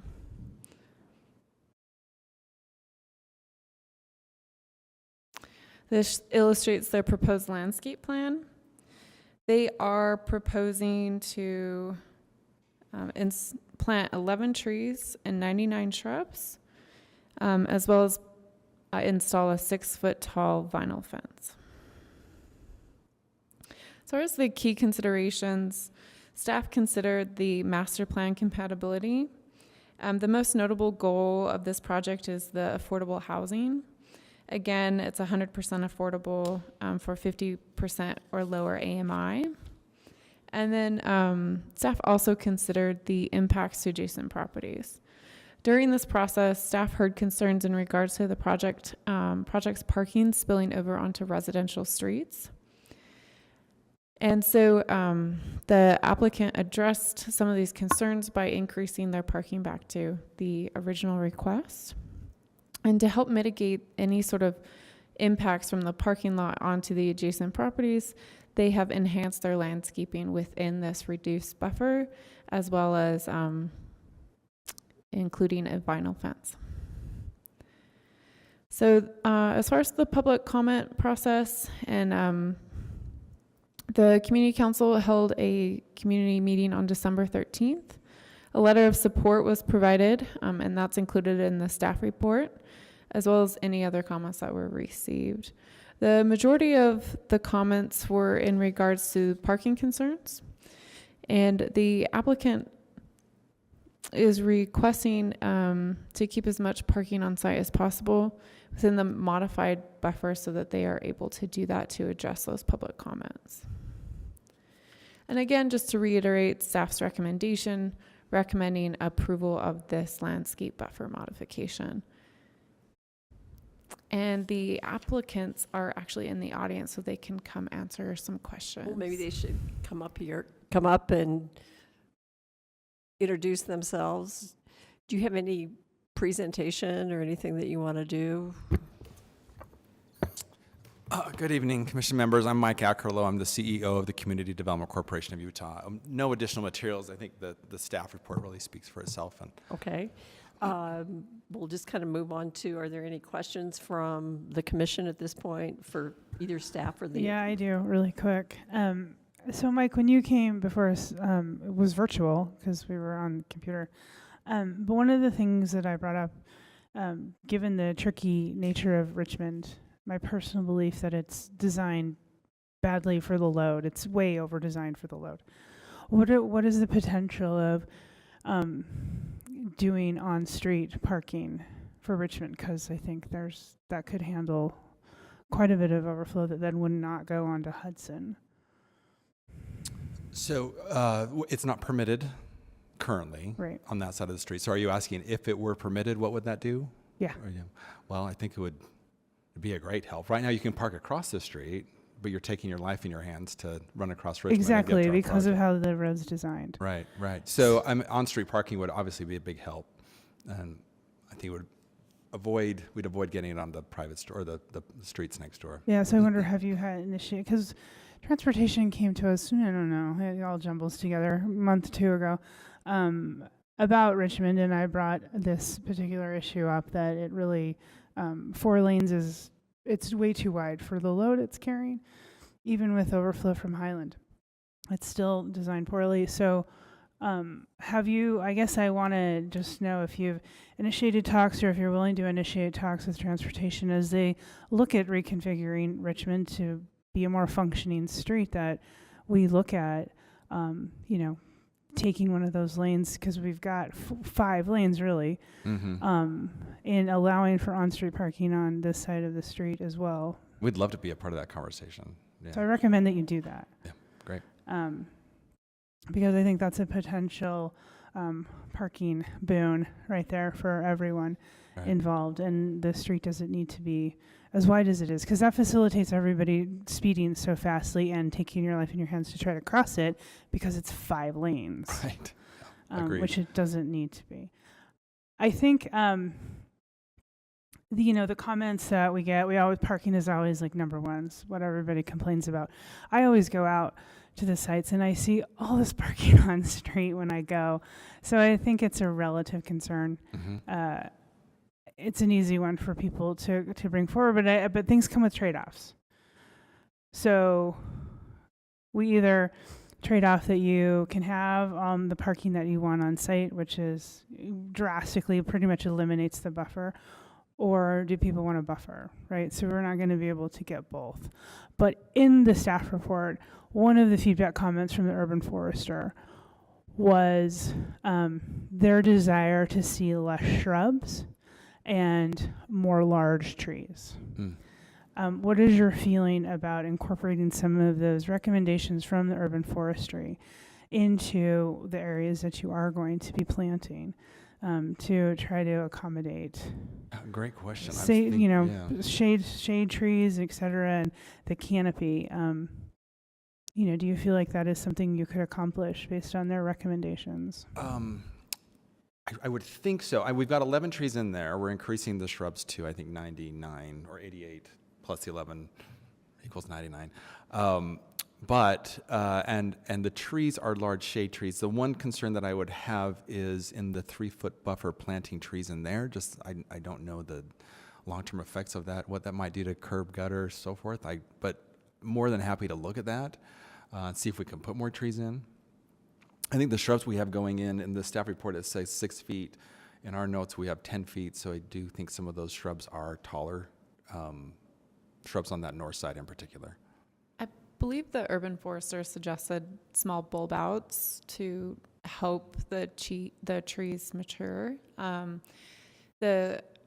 what I understand, the applicant would lose some parking to create those bulb outs for larger trees and a larger tree canopy, and they ultimately chose to not go with the urban forester's recommendation. Yeah, so I think it's this is that trade-off and creating that balance. And are we willing to lose one parking stall to have 2 larger tree bulb outs? I don't know the answer to that. It is open for your discussion, but trying to create some sort of a balance, because this is a drastic reduction in the buffer. It literally is non-existent any longer. Right. And those houses to the north they're right there. So again, I everything comes at a price. You want your they don't want parking overflow. There are some other solutions, I think, on Richmond, and then maybe we can accommodate losing one parking stall to some better plantings. But I mean, the urban forester recommended not reducing the buffer at all. So trying to find a middle ground there to still provide a good buffer to those houses to the north. Sure. Anyway. If it's losing a stall to put in a tree, I think that's fine. Our just biggest concern was going from 51 stalls down to 30, which is still within the code. It's just, but that's a huge reduction, and we are trying to avoid that spillover. Yeah, I appreciate I appreciate why you want to do it. I appreciate that, we have conflicting desires in the community itself. One will say this, one will say that, and they don't realize they're giving up something either way. Right. It's just a matter of what we do more. Brenda's about ready to explode, so I'm going to let her talk. She's making... This is not good. Amy and I should not share a microphone, just for in the future. That was it? I was done. No. Oh, you're done. Oh, okay. Sorry. So I want to say... I do want to say something. But go right ahead. Okay, what I want to say is it's losing 8 parking spaces for like 10 new trees. And I kind of think that the urban foresters like compromise is probably really good. So you get an additional 18 parking spaces, but then those big, if you plant the big shade trees like they like the mayor likes and like they want, then that makes up for some of you only have 3 feet between the 2 houses. Because I actually kind of think that parking is a temporary issue, kind of problem, where how close buildings are to each other, that's like forever. Like that's like for the life of the building. Whereas we may come up with a totally different parking something in the next, 60 years, where those buildings are going to be this close together for the next 60 years, but big trees between them might do better. So I would be tempted to say, let's use the urban foresters compromise and say the design is good, but you need to take out 8 of those proposed parking spaces to do bulb outs for bigger, better trees. I think we also might consider other configurations for the parking. For example, you're talking about 60-foot wide, parking arrangement with two perpendicular parking spaces. I don't know why you wouldn't consider. It's not as efficient, but a 60-degree angle parking that would be less wide, so that you could actually have a wider buffer. And it won't be as many parking spaces, but it will be a lot better buffer. So that is something also to think about, how to configure that parking area so it's not a right-angle parking along there. So there's a lot of options here that are, you're going from 30 spaces to 51 spaces. If we go from 30 spaces to 45 spaces, I mean, that's a big improvement, but it's not, but you still might be able to do a pretty substantial buffer. I will say we did look at that configurations, and there are some issues with transportation and turnaround and fire that conflicted with trying to maneuver that side parking. Yeah, you need to talk into the microphone.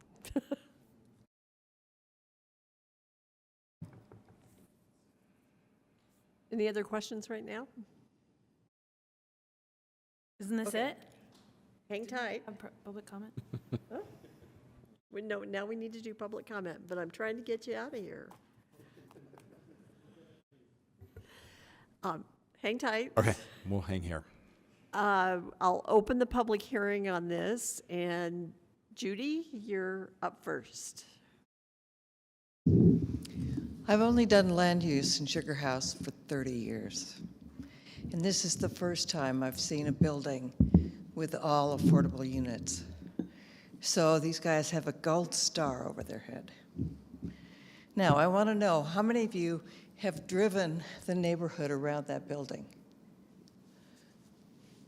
and seen how narrow it is? The street's about 12 feet wide, and you put a car on either side, and you're lucky to get another car down the middle. I mean, I really hate to make the neighbors mad. They're already mad because this has been a huge green piece of grass with a couple of small units in the middle. They feel like their neighborhood's been taken over, and now if you put extra cars, it's going to be worse. So I'd be glad to call Tony and let's work out some trees that'll fit in the space, because I'm just worried about the neighborhood. I've already started the conversation with Lynn Jacobs, who's in the group redesigning the Highland Drive and Richmond streets, and they're talking about bike lanes. The problem is the bus stop is on the far side of Richmond. So if you live there, it's difficult to not have a car. So we'd like to put a hawk light in, but Amy and I know how long it took a hawk light on McClellan. It only took 5 years.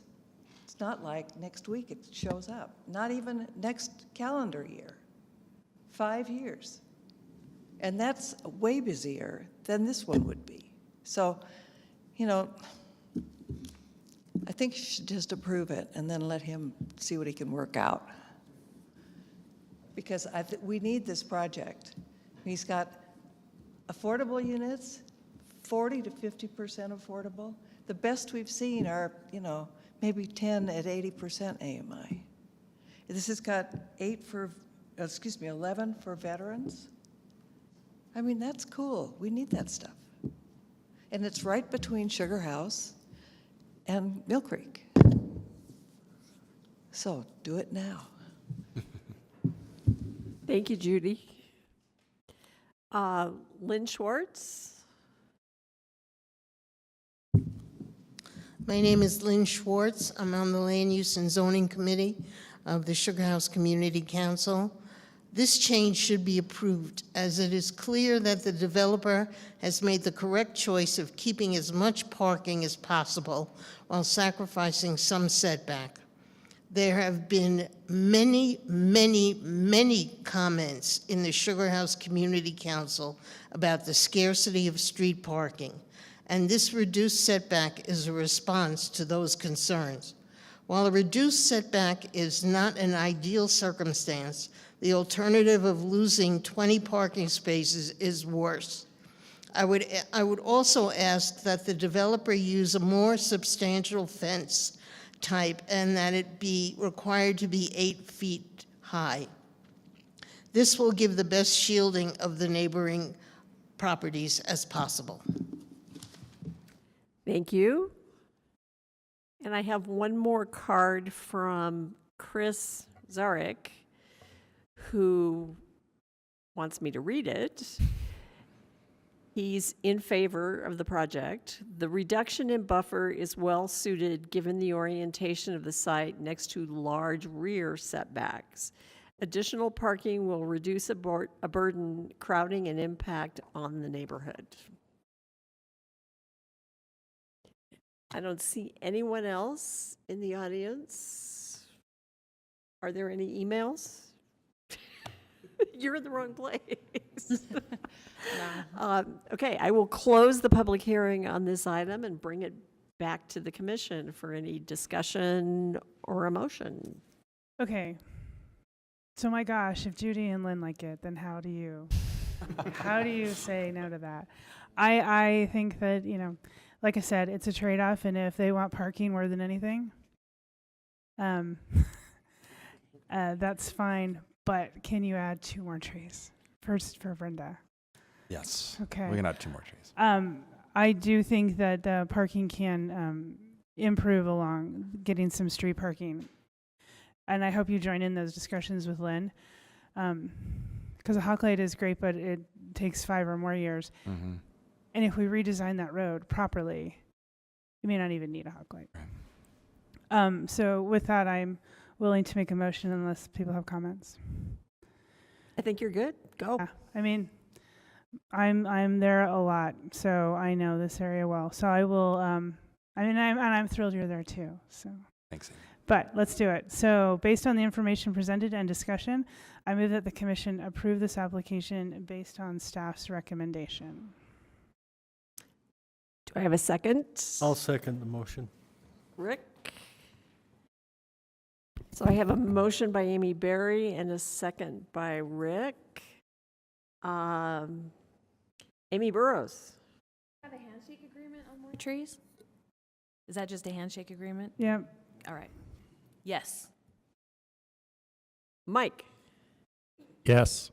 Levi? Yes. Andreas? I'll vote yes. Brenda? Yes. Rick? Yes. Amy Berry? Yes.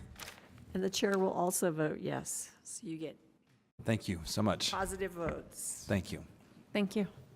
Thank you. Is there any? Yes. Okay, I will. Anybody have anything else? No. I will adjourn this meeting.